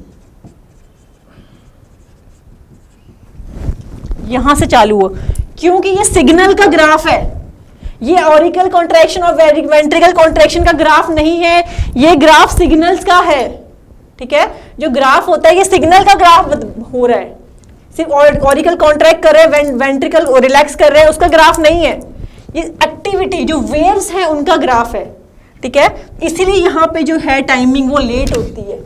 अगेन यहां से वेंट्रिकुलर डिपोजिशन स्टार्ट हुआ, यहां से चालू होते होते ऐसे ऐसे करते करते पूरा, जब टी वेव के यहां तक, ठीक है, यहां तक टी वेव के एंड तक वेंट्रिकुलर डीपोलराइजेशन ही हो रहा है, ठीक है, क्या हो रहा है, वेंट्रिकुलर डीपोलराइजेशन हो रहा है। इवन जो सिग्नल है वो किसका, जो टी वेव है उसको हम बोलते हैं वेंट्रिकुलर रीपोलराइजेशन, लेकिन अभी भी सिग्नल किसका चल रहा है, वेंट्रिकुलर डीपोलराइजेशन का सिग्नल ही चल रहा है, ठीक है, वेंट्रिकुलर डीपोलराइजेशन का सिग्नल ही यहां तक चल रहा है, अभी भी जो वेंट्रिकल्स है वो कॉन्ट्रैक्ट ही होते जा रहे हैं। देन टी वे यहां से लेके, ठीक है, इस पॉइंट से लेके यहां तक क्या होगा, वेंट्रिकुलर रीपोलराइजेशन होता है, ठीक है। तो एग्जाम में अगर क्वेश्चन पूछ लिया जाए, जो टी वेव है पूछा भी गया था, तो उसमें ऑप्शन दिया था कि वेंट्रिकुलर रीपोलराइजेशन को शो करते हैं या फिर वेंट्रिकुलर डीपोलराइजेशन को ही शो कर रहे हैं, तो राइट आंसर वेंट्रिकुलर डीपोलराइजेशन होगा, क्योंकि अभी भी जो वेव है वो इसकी ही कमांड मान रही है, ठीक है, और यहां से लेके यहां तक आगे फिर होता है वेंट्रिकुलर रीपोलराइजेशन, जो एग्जैक्टली जो वेव्स का होता है वो ऐसे होता है। दोबारा देख लीजिए, पी वेव जो है वो यहां से शुरू होगी, ठीक है, यहां शुरू होते हुए यहां से जाते हुए क्यू के यहां तक पी वेव ही चल रही है अभी तक, मतलब डीपोलराइजेशन ही हो रहा है, कॉन्ट्रैक्शन का सिग्नल मिल रहा है और वो धीरे धीरे कॉन्ट्रैक्शन हो रहा है। देन अगेन वेंट्रिकुलर डीपोलराइजेशन भी यहां से लेट शुरू होगी, क्यू है आर, इनके बीच से यहां से वेंट्रिकुलर डीपोलराइजेशन चालू हुई है, होते होते होते धीरे धीरे मसल कॉन्ट्रैक्ट करते जाते, देन टी वेव के एंड तक वेंट्रिकुलर डीपोलराइजेशन का सिग्नल ही चल रहा है, ठीक है। देन उसके बाद जो है वो रिलैक्स करते हैं, आपके वेंट्रिकुलर रीपोलराइजेशन होती है। तो एग्जाम में क्वेश्चन आए तो बिल्कुल भी कंफ्यूज नहीं होना है, बच्चे इसको टिक करके आ जाएंगे कि वेंट्रिकुलर रीपोलराइजेशन हो रहा है, माना कि हो रहा है बच्चों, लेकिन अभी भी वेंट्रिकल का सिग्नल क्या है, वेंट्रिकल कॉन्ट्रैक्ट ही करे जा रहे हैं, अभी भी वेंट्रिकल की कमांड मानी जा रही है, ठीक है। रिलैक्सेशन वो आगे जाके करेगा। तो स्टूडेंट्स क्लियर हुआ? डोंट गेट कंफ्यूज, ठीक है, क्योंकि हम ये ग्राफ क्या होता है, ये सिग्नल्स का ग्राफ है, ऑरिकल कॉन्ट्रैक्शन रिलैक्सेशन से कोई मतलब नहीं है, ठीक है, उसका ग्राफ नहीं है, ये सिग्नल्स का ग्राफ होता है। Because there is a difference, जब डीपोलराइजेशन का सिग्नल मिलता है उसके बाद ऑरिकल्स या वेंट्रिकल्स कॉन्ट्रैक्ट करेंगे, ठीक है। तो जो डीपोलराइजेशन और रीपोलराइजेशन है ये क्या है, सिग्नल्स हैं एक तरह से जो सेल को मिल रहे हैं, ठीक है। यहाँ पे आपने देखा पी वेव यहाँ से स्टार्ट हो रही है, क्यू के यहाँ तक ये पूरा है आपका, क्या हो रहा है इसमें, ऑरिकल्स कॉन्ट्रैक्ट ही कर रहे हैं अभी तक। देन यहाँ से, ठीक है, इस जगह से यहाँ तक टी के एंड तक वेंट्रिकुलर डीपोलराइजेशन ही हो रही है, मतलब वेंट्रिकल आराम से कॉन्ट्रैक्ट करते जा रहे हैं, क्योंकि वेव है तो वेव जो जाएगी वो टाइम लेके जाएगी। देन यहाँ से चालू होती है टी वेव का क्या होता है, रिलैक्स, मतलब वेंट्रिकुलर रिलैक्सेशन जो शुरू होता है वो टी वेव के एंड से चालू होता है। अब देखते हैं साउंड्स, जो साउंड्स हार्ट में प्रोड्यूस होती है वो यहाँ पे कहाँ शो होती है। पहली साउंड क्या थी, लब। लब साउंड कब प्रोड्यूस होती है, जब जिस टाइम पे वेंट्रिकल्स कॉन्ट्रैक्ट करने लगते हैं। यहाँ पे क्या होता है, ये वेंट्रिकल्स है, जब भी वेंट्रिकल्स कॉन्ट्रैक्ट करेंगे, ठीक है, तो यहाँ पे जो वॉल्व है वो क्या हो जाएंगे, बंद हो जाएंगे, तो क्या लब की साउंड आएगी, ठीक है। तो जो आपके पहली लब साउंड है वो कहाँ पे आएगी, या वेंट्रिकल्स है आपके, ठीक है, ये कॉन्ट्रैक्ट करना चालू कर रहे हैं, तो मतलब यहां कहीं पे क्या होगी, लव की साउंड आएगी, लव साउंड।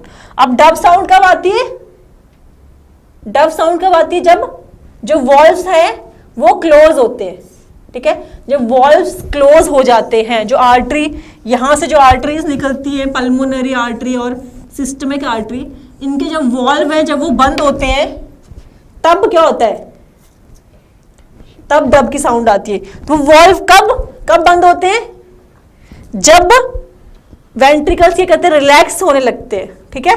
तो यहां पे एंड पे कहीं आके क्या साउंड आएगी, डब की साउंड आएगी,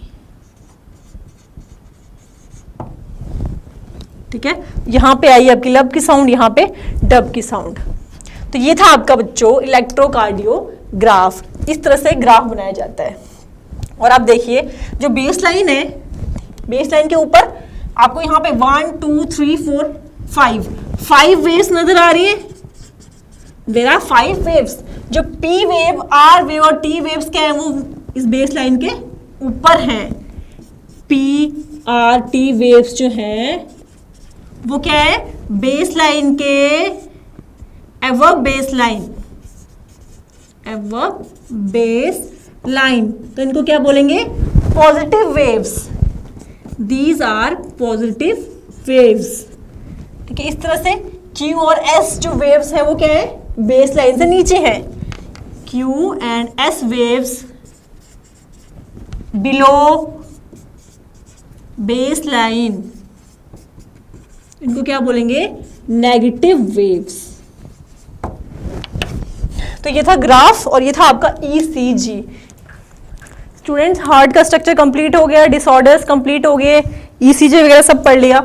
अब लास्ट में जो बचा है that is your lymphatic system. Lymphatic system. अब बच्चों लिम्फेटिक सिस्टम बोल रहे हैं मतलब क्या, लिम्फ, पहले ब्लड वेस्कुलर सिस्टम अपन ने पढ़ा था, ब्लड सर्कुलेटरी सिस्टम, अब लिम्फेटिक सिस्टम पढ़ रहे हैं, तो मतलब लिम्फ फ्लो कर रहा है, ठीक है। Lymph is flowing in the body.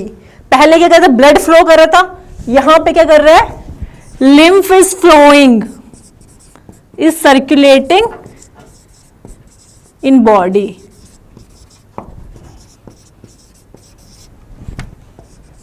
Lymphatic system में 3 चीजें अपन पढ़ेंगे। सबसे पहले पढ़ेंगे लिम्फ को, ठीक है, लिम्फ पढ़ेंगे, लिम्फ वेसल्स को पढ़ेंगे, एंड लिम्फ नोड को पढ़ेंगे। ये तीन चीजें हम स्टडी करेंगे। लिम्फ क्या होता है, मैंने बताया, जो फ्लूइड है जो सर्कुलेट कर रहा है वो लिम्फ होता है। अब ये लिम्फ वेसल क्या करेंगी, इस फ्लूइड को कलेक्ट करके कैपिलरीज के थ्रू इस फ्लूइड को कलेक्ट करके सर्कुलेशन में वापस डाल देती है। ठीक है, उसको सर्कुलेशन में वेन्स के थ्रू वापस डाल देंगी। देन लिम्फ नोड की बात करें तो जो ब्लड वेसल्स होती हैं उनके बीच में लिम्फ नोड्स पाए जाते हैं। ठीक है, उनको बोलती है लिम्फ नोड, और आप इनको लिम्फ टिश्यू भी बोल सकते हैं। लिम्फ टिश्यू भी इनको कहा जाता है। चलिए देखते हैं। इस तरह से स्ट्रक्चर आपको पता है, आर्टरी, ठीक है, किसमें ओपन होती है, कैपिलरीज में ओपन होती है। Then these join to form veins, join to form veins। ये क्या है, आर्टरीज, ये क्या है, वेन्स, और ये कैपिलरीज।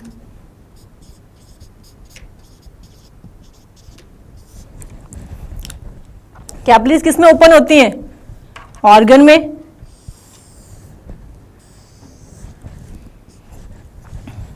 अब बच्चों जो आर्टरीज होती हैं, ठीक है, यहां से क्या होगा, ब्लड की एंट्री होती है। आपको पता है आर्टरीज की लेयर क्या होती है, थिक होती है। ठीक है, आर्टरीज की जो लेयर होती हैं वो होती है थिक लेयर की होती हैं। और इसमें अंदर कौन सेल पाए जाते हैं, सिंपल स्क्वैमस एपिथेलियम।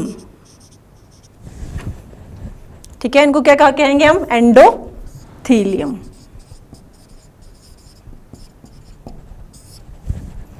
ये तो होगी आर्टरीज की लेयर। ठीक है, आर्टरीज की लेयर क्या होती है, थिक लेयर्स होती है। और यहाँ पे ल्यूमेन क्या होता है, ज्यादा होता है। जो आर्टरीज होती है उनका ल्यूमेन क्या होता है, ज्यादा होता है। ठीक है स्टूडेंट, जो आर्टरीज का ल्यूमेन होता है वो एज कंपेयर टू कैपिलरीज क्या होता है, ज्यादा होता है। कैपिलरीज की बात करें तो कैपिलरीज के अंदर भी कौन से सेल पाए जाते हैं, सिंपल स्क्वैमस एपिथेलियम। जो आपकी कैपिलरीज हैं इस तरह से, इनके अंदर भी क्या है, सेल्स हैं, सिंपल स्क्वैमस एपिथेलियम सेल्स हैं। बट ये लेयर क्या है, सिंगल लेयर है। ठीक है, सेल की क्या है, लेयर सिंगल लेयर ही होती है। तो जो कैपिलरीज होते हैं वो क्या है, थिन होती हैं। ठीक है, और आर्टरीज क्या होती हैं, थिक होती है। अब समझने वाली बात क्या है, यहां से ब्लड एंटर हुआ, ठीक है, किसमें आया, कैपिलरीज में आया। अब कैपिलरीज से ब्लड क्या होगा, फिल्ट्रेट बनेगा ब्लड से। ठीक है, ब्लड का फिल्ट्रेशन होगा। क्यों, क्योंकि यहां से ब्लड जो आ रहा है, मतलब ल्यूमेन जो है वाइडर है इसका, तो कम प्रेशर के साथ है। लेकिन जो कैपिलरीज है इनका ल्यूमेन क्या नैरो है, तो यहां पे आते हुए ब्लड का प्रेशर क्या होता है, बढ़ जाता है। ठीक है, तो कैपिलरीज के अंदर प्रेशर ज्यादा है, उसकी वजह से क्या होगा, ब्लड फिल्ट्रेट होगा। ठीक है, फिल्ट्रेशन ऑफ ब्लड होगा, तो इस तरह से ब्लड का फिल्ट्रेशन होगा। अब क्या क्या चीजें पास होंगी ब्लड से, ब्लड आया, ठीक है, तो क्या चीजें पास होंगी, प्लाज्मा, प्लाज्मा बोल सकते हैं अपन, बट हम प्लाज्मा क्यों बोले, क्योंकि प्रोटीन्स जो हैं वो तो नहीं आए। ठीक है, यहां से आया, जब फिल्ट्रेशन होगा, प्रोटीन्स क्या होते हैं, लार्ज मॉलिक्यूल्स होते हैं, तो प्रोटीन्स तो कैपिलरीज से क्या पास नहीं होंगे, लार्ज प्रोटीन्स पास नहीं होंगे। जो बहुत स्मॉल प्रोटीन्स हैं बस वही पास होंगे। तो यहां प्रोटीन्स पास नहीं हो रहे हैं। आरबीसी पास होंगे क्या, no, no RBC will pass. तो क्या पास होगा, सिर्फ डब्ल्यूबीसी। क्यों पास होंगे, क्योंकि डाइपेडाइसिस पढ़ाया था ना, जो डब्ल्यूबीसी होते हैं वो कैपिलरीज के थ्रू पास आउट हो जाते हैं। क्लियर है, तो उसको बोलते हैं डाइपेडियासिस। तो यहां पे क्या आया, डब्ल्यूबीसी पास होंगे। ठीक है, डब्ल्यूबीसी पास हुए, और क्या पास हुआ आपका, जो आपका प्लाज्मा है इट इज विदाउट प्रोटीन। ठीक है, तो जो फिल्ट्रेट बना यहां पे बेसिकली, जो फिल्ट्रेट बना बच्चों, और इसको बोलेंगे इंटरस्टिशियल फ्लूइड, इंटरस्टिशियल फ्लूइड। ये जो बना, इसका जो बेसिक कॉम्पोजिशन है वो क्या होगा, plasma minus protein plus lymphocytes, ठीक है, plus lymphocytes, this is your lymph. पर अभी हम इसको लिम्फ नहीं बोल रहे, अभी हम इसको इंटरस्टिशियल फ्लूइड ही बोल रहे हैं, क्योंकि ये इंटरस्टिशियल फ्लूइड अब टिश्यू में आ गया है, तो इसको हम टिश्यू फ्लूइड भी बोल सकते हैं, ठीक है, इसको हम और भी नाम दे सकते हैं, that is your tissue fluid. यहां पे जो आया लिम्फ, ठीक है, जो इंटरस्टिशियल फ्लूइड अभी आया वो क्या है, उसका कंपोजिशन क्या होता है, plasma minus protein and lymphocytes. अब यहां से क्या हो गया, ब्लड से फिल्ट्रेट निकल गया, ठीक है, सपोज करिए 5 लीटर ऑफ ब्लड आया यहां से, ठीक है, तो फिल्टर कितना हुआ, 30 ml of blood he filter हुआ, सपोज करिए 30 ml ही फिल्ट्रेट बना। अब ये फिल्ट्रेट है, इसका क्या होगा, ये कहां जाएगा, क्योंकि जब ब्लड का क्लीनिंग हो रहा है, फिल्ट्रेशन हो रहा है, जो 30 ml ऑफ जो फिल्ट्रेट बना, इसकी वजह से क्या हो रहा है, ब्लड का वॉल्यूम कम हो रहा है, ठीक है, तो इसको वापस सर्कुलेशन में जाना जरूरी है, इसको वापस सर्कुलेशन में जाना बहुत जरूरी है। कैसे जाएगा, कैपिलरीज के थ्रू, ठीक है, यहां से कैपिलरीज अराइज होंगी, ठीक है, इस तरह से कैपिलरीज अराइज होंगी, ठीक है, जो फ्लूइड है यहां से क्या होगा, यहां से और कैपिलरीज अराइज होंगी, ये कैपिलरीज ऊपर से बंद होती हैं।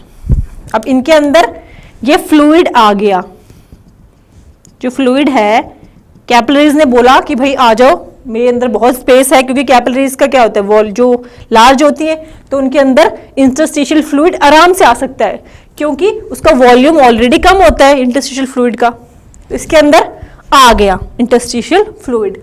अब यहां से क्योंकि इसके अंदर इंटरस्टिशियल फ्लूइड अब कैपिलरीज के अंदर आ गया है, तो इसको बोलेंगे लिम्फ, ठीक है, क्योंकि लिम्फ कैपिलरीज के अंदर आ गया अभी इंटरस्टिशियल फ्लूइड, तो अब इसको बोलेंगे लिम्फ। अब ये लिम्फ कहां जाएगा, अब ये लिम्फ बच्चों यहां से जब कैपिलरीज ज्वाइन करती हैं, वो क्या बनाती हैं, blood vessel, capillaries join to form blood vessels, these are blood vessels. Then यहां से ये ब्लड वेसल किस में ओपन होंगी, वापस वेन्स में, ठीक है, यहां से फ्लूइड कैपिलरीज ने ले लिया, अब कैपिलरीज ज्वाइन करके ब्लड वेसल्स बनाएंगी, और ये ब्लड वेसल्स इस फ्लूइड को वापस वेन्स में डाल देंगी। अब इसको वेन में डालना था, तो इतना घुमा के क्यों डाला, डायरेक्ट भी तो डाल सकते थे, इतना लंबा क्यों प्रोसेस किया, इसलिए किया क्योंकि यहां पे क्या ब्लड वेसल्स में पाई जाती हैं नोड्स, लिम्फेटिक नोड्स, ठीक है, ब्लड वेसल में जगह जगह लिम्फेटिक नोड्स पाए जाते हैं बच्चों, लिम्फेटिक नोड्स। ये नोड्स क्या करते हैं, या आप लिम्फेटिक टिश्यू बोल लीजिए या नोड्स बोल लीजिए, ये करेंगे ब्लड में जितने भी हार्मफुल चीजें हैं, बैक्टीरिया वायरसेस हैं, उनको क्या करेंगे, डिस्ट्रॉय कर देंगे, ठीक है, मींस इस इंटरस्टिशियल फ्लूइड का क्लीनिंग कर रहे हैं। देन ये फ्लूइड फिर जाके वेन्स में जाएगा, ठीक है, फिर यहां से ये वापस वेन्स में जाएगा। तो क्या क्या हुआ, ब्लड आया, ठीक है, फिल्ट्रेशन हुआ, इंटरस्टिशियल फ्लूइड बना, इस फ्लूइड को क्या किया, कैपिलरीज ने ले लिया यहां से, ठीक है, अलग अलग ऑर्गन से कैपिलरीज, जैसे बॉडी की हर ऑर्गन से कैपिलरीज ने इनको लिया इस फ्लूइड को, देन ये पास होके अगेन वेन्स में चला जाता है। अब अगर हम देखें बॉडी के अंदर कैसा सिस्टम होता है, बॉडी का देखें, सपोज करिए ये कोई बंदा है,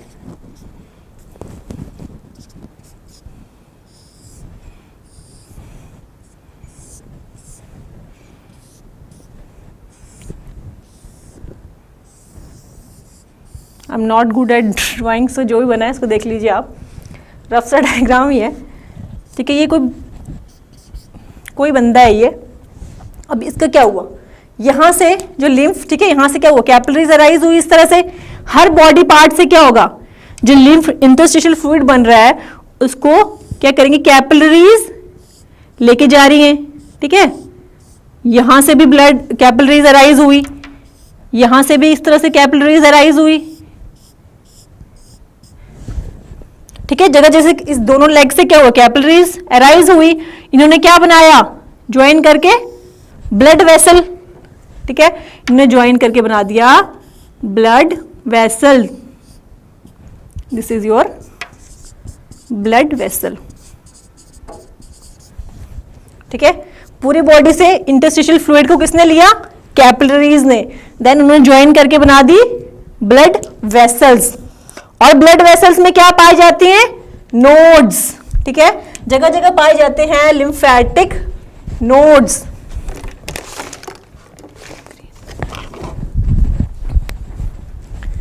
जगह जगह पाए जाएंगे इन ब्लड वेसल्स पे लिम्फेटिक नोड्स,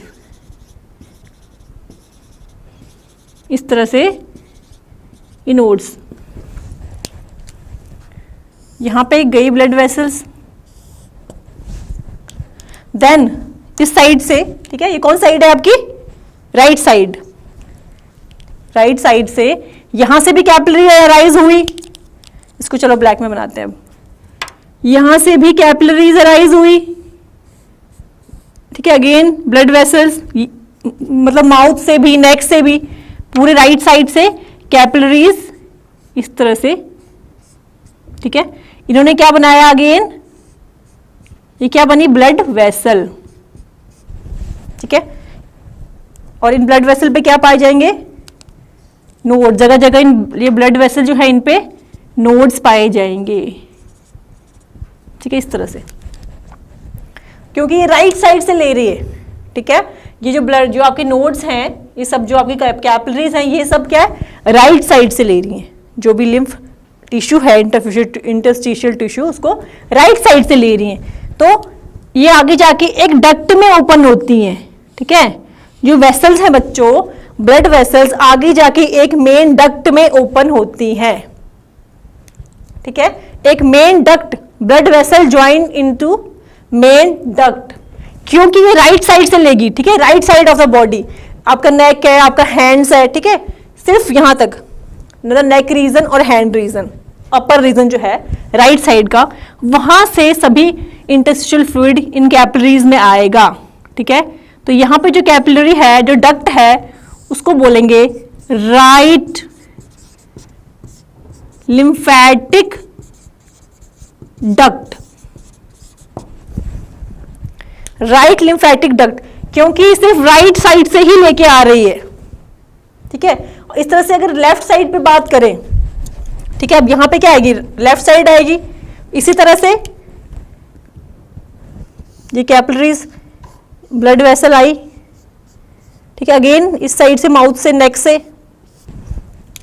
जगह जगह पे क्या है, लिम्फ नोड्स।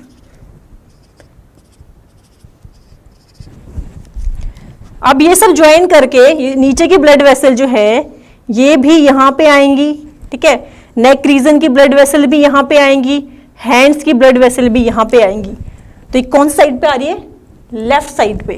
तो लेफ्ट साइड में किसमें खुल रही है, ये main duct, that is your left lymphatic duct.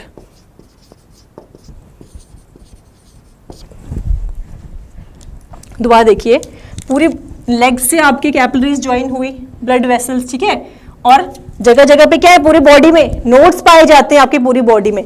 सबसे ज्यादा कौन से, ग्रोइन रीजन में, एक्सिलर रीजन में, नेक रीजन में, आपके हैंड्स में, इन सब रीजन में सबसे ज्यादा नोड्स पाए जाते हैं। तो इस तरह से जो आपकी दो लेग्स हैं और जो आपकी लेफ्ट साइड है आपकी नेक की, आपकी आर्म की, ये सब किस में ओपन हुई, एक लेफ्ट लिम्फेटिक डक्ट में, ठीक है। और जो राइट लिम्फेटिक डक्ट है उसके अंदर कहां से आया, जो लिम्फ फ्लूइड है वो आपके हैंड से, आपके नेक से, आपके शोल्डर रीजन से, सिर्फ यहां पे, ठीक है। तो दो लिम्फेटिक डक्ट में ओपन होती है ये ब्लड वेसल्स। पहला है राइट लिम्फेटिक डक्ट, सेकंड है लेफ्ट लिम्फेटिक डक्ट।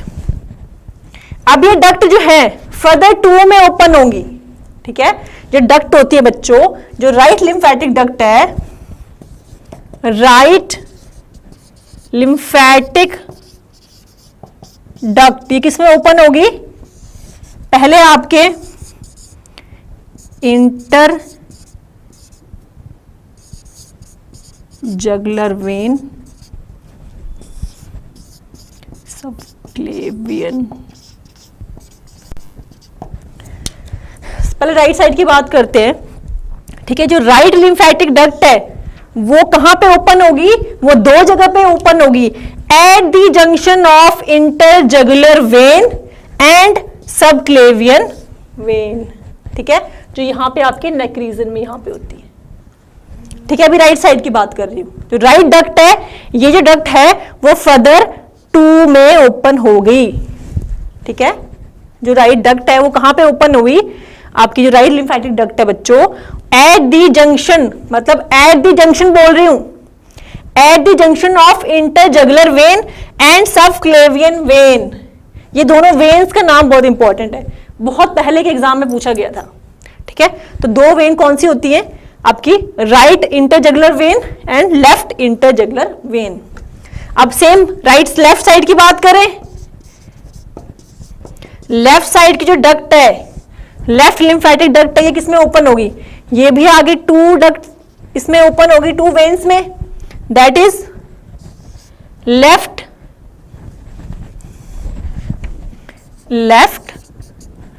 इंटर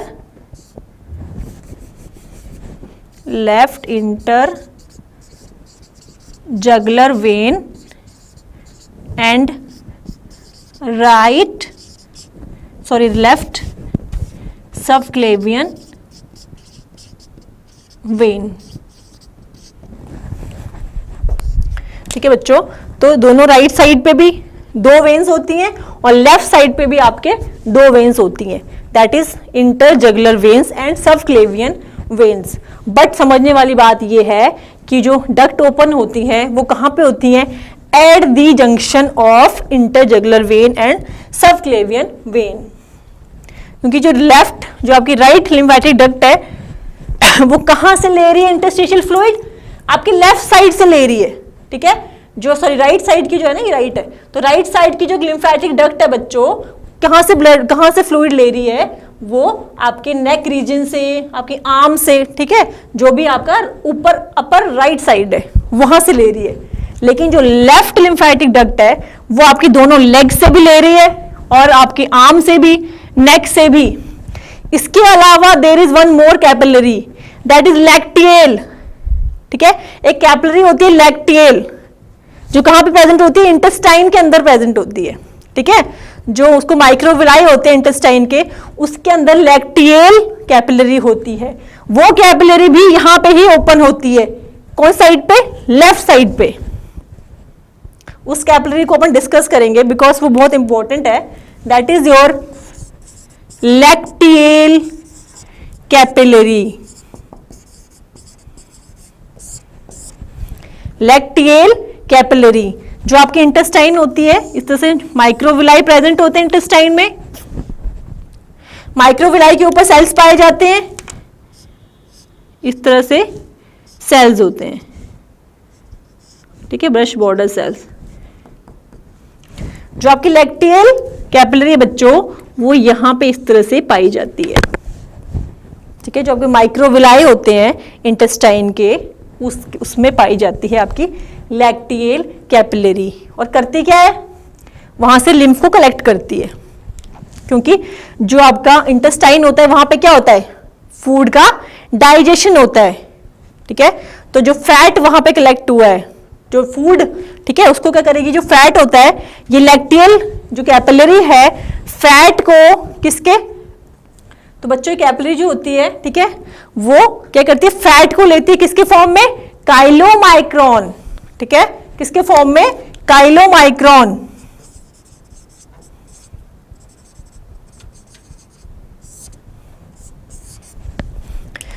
क्योंकि ये फैट को ले रही है तो इसका नाम लैक्टियल क्यों पड़ा? अपन पढ़ते हैं lactic acid related to milk, तो यहां पे फैट को ले रही है किसके फॉर्म में?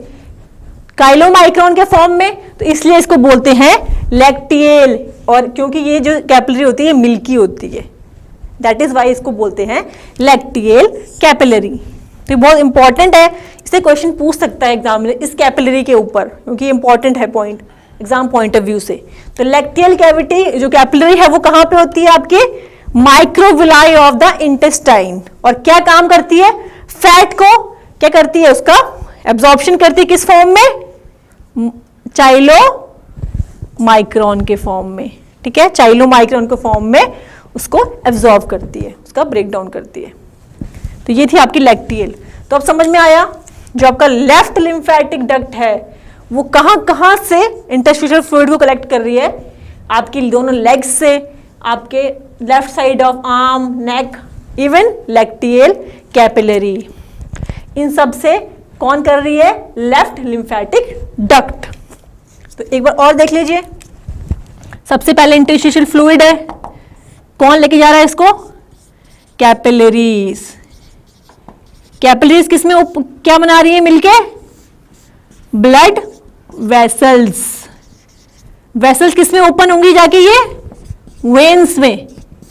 और इन वेसल्स में क्या पाया जाएगा? Lymph nodes. ये तो एक जनरल बेसिक था बच्चों कि होता क्या है एक्चुअली में, किस तरह से लिम्फेटिक सिस्टम अपना होता है। बट हम देखते हैं सबसे पहले, अब जो डिस्कस करेंगे हम देखते हैं ब्लड वेसल्स को, क्योंकि हम बोल रहे हैं ये ब्लड वेसल्स वेन में जाके ओपन हो रही हैं। जो कैपिलरीज है, ब्लड वेसल किस में ओपन हो रही है? वेन में। तो मतलब जो ब्लड वेसल और वेन है वो एक ही जैसी है, ठीक है। जो ब्लड वेसल है और जो वेन्स है उनमें क्या डिफरेंस हुआ? उनमें जो डिफरेंस क्या हुआ? सिर्फ जो ब्लड, नॉर्मल ब्लड वेसल्स जो कैपिलरीज होती है क्या करती हैं? ब्लड को लेके जाती हैं। इस केस में कैपिलरीज किसको लेके जा रही है?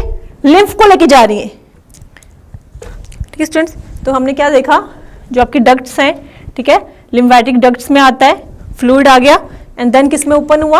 आपका इन वेन्स में, ठीक है। बेसिकली जो लिम्फेटिक डक्ट है वो क्या कर रही है? ब्लड को लेके सर्कुलेशन में पहुंचा रही है, ठीक है। जो लिम्फ है, सॉरी, जो आपका उस लिम्फ को सर्कुलेशन में पहुंचा रही है। किस, तो what is the difference between duct and when? क्योंकि वो एक्चुअली में जो डक्ट है वो किस में ओपन हो रही है जाके? लास्ट में आपके वेन्स में ओपन हो रही है। तो क्या सिमिलैरिटी है एक डक्ट में और वेन में? ठीक है, what is the similarity between duct and when? ठीक है, इस तरह से सपोज कि डक्ट है, ये है आपकी वेन। तो सिमिलैरिटी ये है, डक्ट्स के अंदर भी वॉल्व पाए जाते हैं, ठीक है, और वेन है, इनके अंदर भी वॉल्व पाए जाते हैं, बट वेन्स के अंदर वॉल्व कम पाए जाते हैं बच्चों, ठीक है। वेन्स के अंदर वॉल्व जो होते हैं कम होते हैं, बट डक्ट्स के अंदर ज्यादा वॉल्व पाए जाते हैं, ठीक है। इस तरह से वॉल्व्स होते हैं, डक्ट्स के अंदर ज्यादा वॉल्व पाए जाते हैं। और आपको पता है वॉल्व्स का काम क्या होता है? To prevent the back flow of the blood. जब हार्ट ने ब्लड पंप कर दिया, ठीक है, उसके बाद वेन से तो उनको ऊपर लेके आएंगी, ठीक है। तो जो डक्ट्स, इस केस में क्या डक्ट्स की बात कर रहे हैं, तो ब्लड जो हो सकता है नीचे आ जाए, तो उसको प्रिवेंट करने के लिए क्या होती है? ये वॉल्व्स होते हैं। इन वॉल्व्स की वजह से क्या होता है, जो स्ट्रक्चर होता है डक्ट्स का वो थोड़ा सा स्वेलिंग सा आता है, ठीक है। जहां जहां पे ये आपको दिख रहे हैं वॉल्व, वहां पे जो लेयर है आउटर थोड़ी सी बीडेड सी नजर आती है due to presence of these valves. और जब ब्लड ऊपर जा रहा है फिर नीचे आए, ठीक है, ब्लड ग्रेविटी की वजह से नीचे आ सकता है, तो ये वॉल्व क्या होते हैं? क्लोज हो जाते हैं इस तरह से, and prevent the back flow of the blood. तो ये एक सिमिलैरिटी थी डक्ट्स एंड वेन के बीच में। स्टूडेंट्स देखते हैं difference between blood and lymph, ठीक है। ब्लड एंड लिम्फ में क्या फर्क है?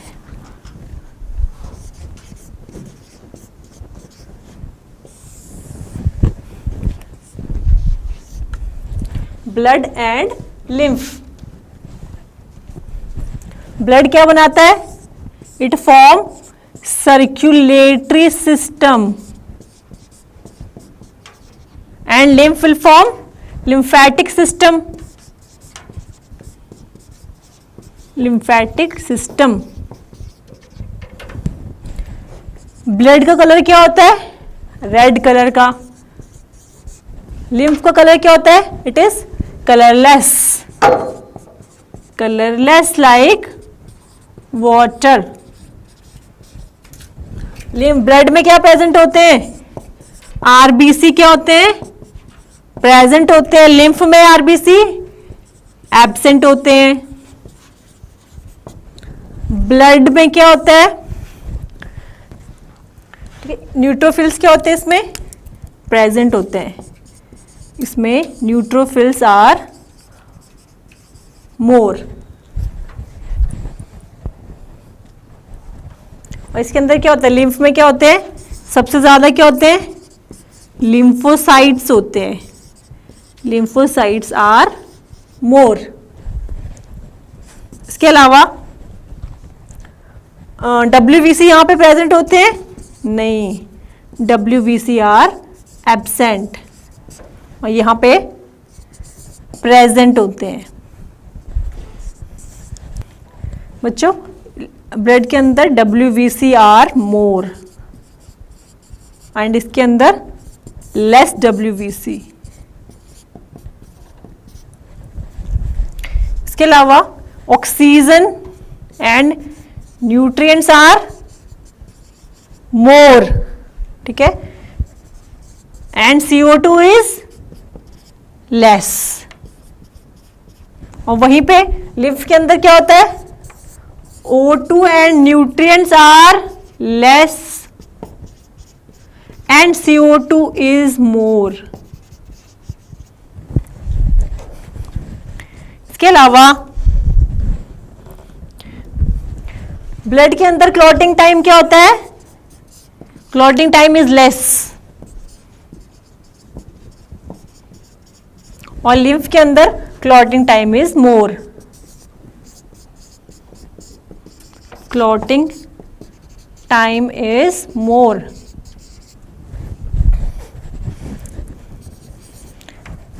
सॉल्युबल प्रोटीन्स इसके अंदर कितने ज्यादा होते हैं, कम होते हैं? इसके अंदर सॉल्युबल प्रोटीन्स आर मोर, ठीक है। ब्लड के अंदर सॉल्युबल प्रोटीन ज्यादा होते हैं एंड इनसॉल्युबल प्रोटीन्स क्या होते हैं? कम होते हैं। Proteins are less. वहीं पे लिम्फ के अंदर क्या होता है? सॉल्युबल प्रोटीन क्या होते हैं? कम होते हैं। Soluble protein are less and insoluble protein ज्यादा होते हैं। And insoluble proteins are more. तो ये था बच्चों को difference between blood and lymph.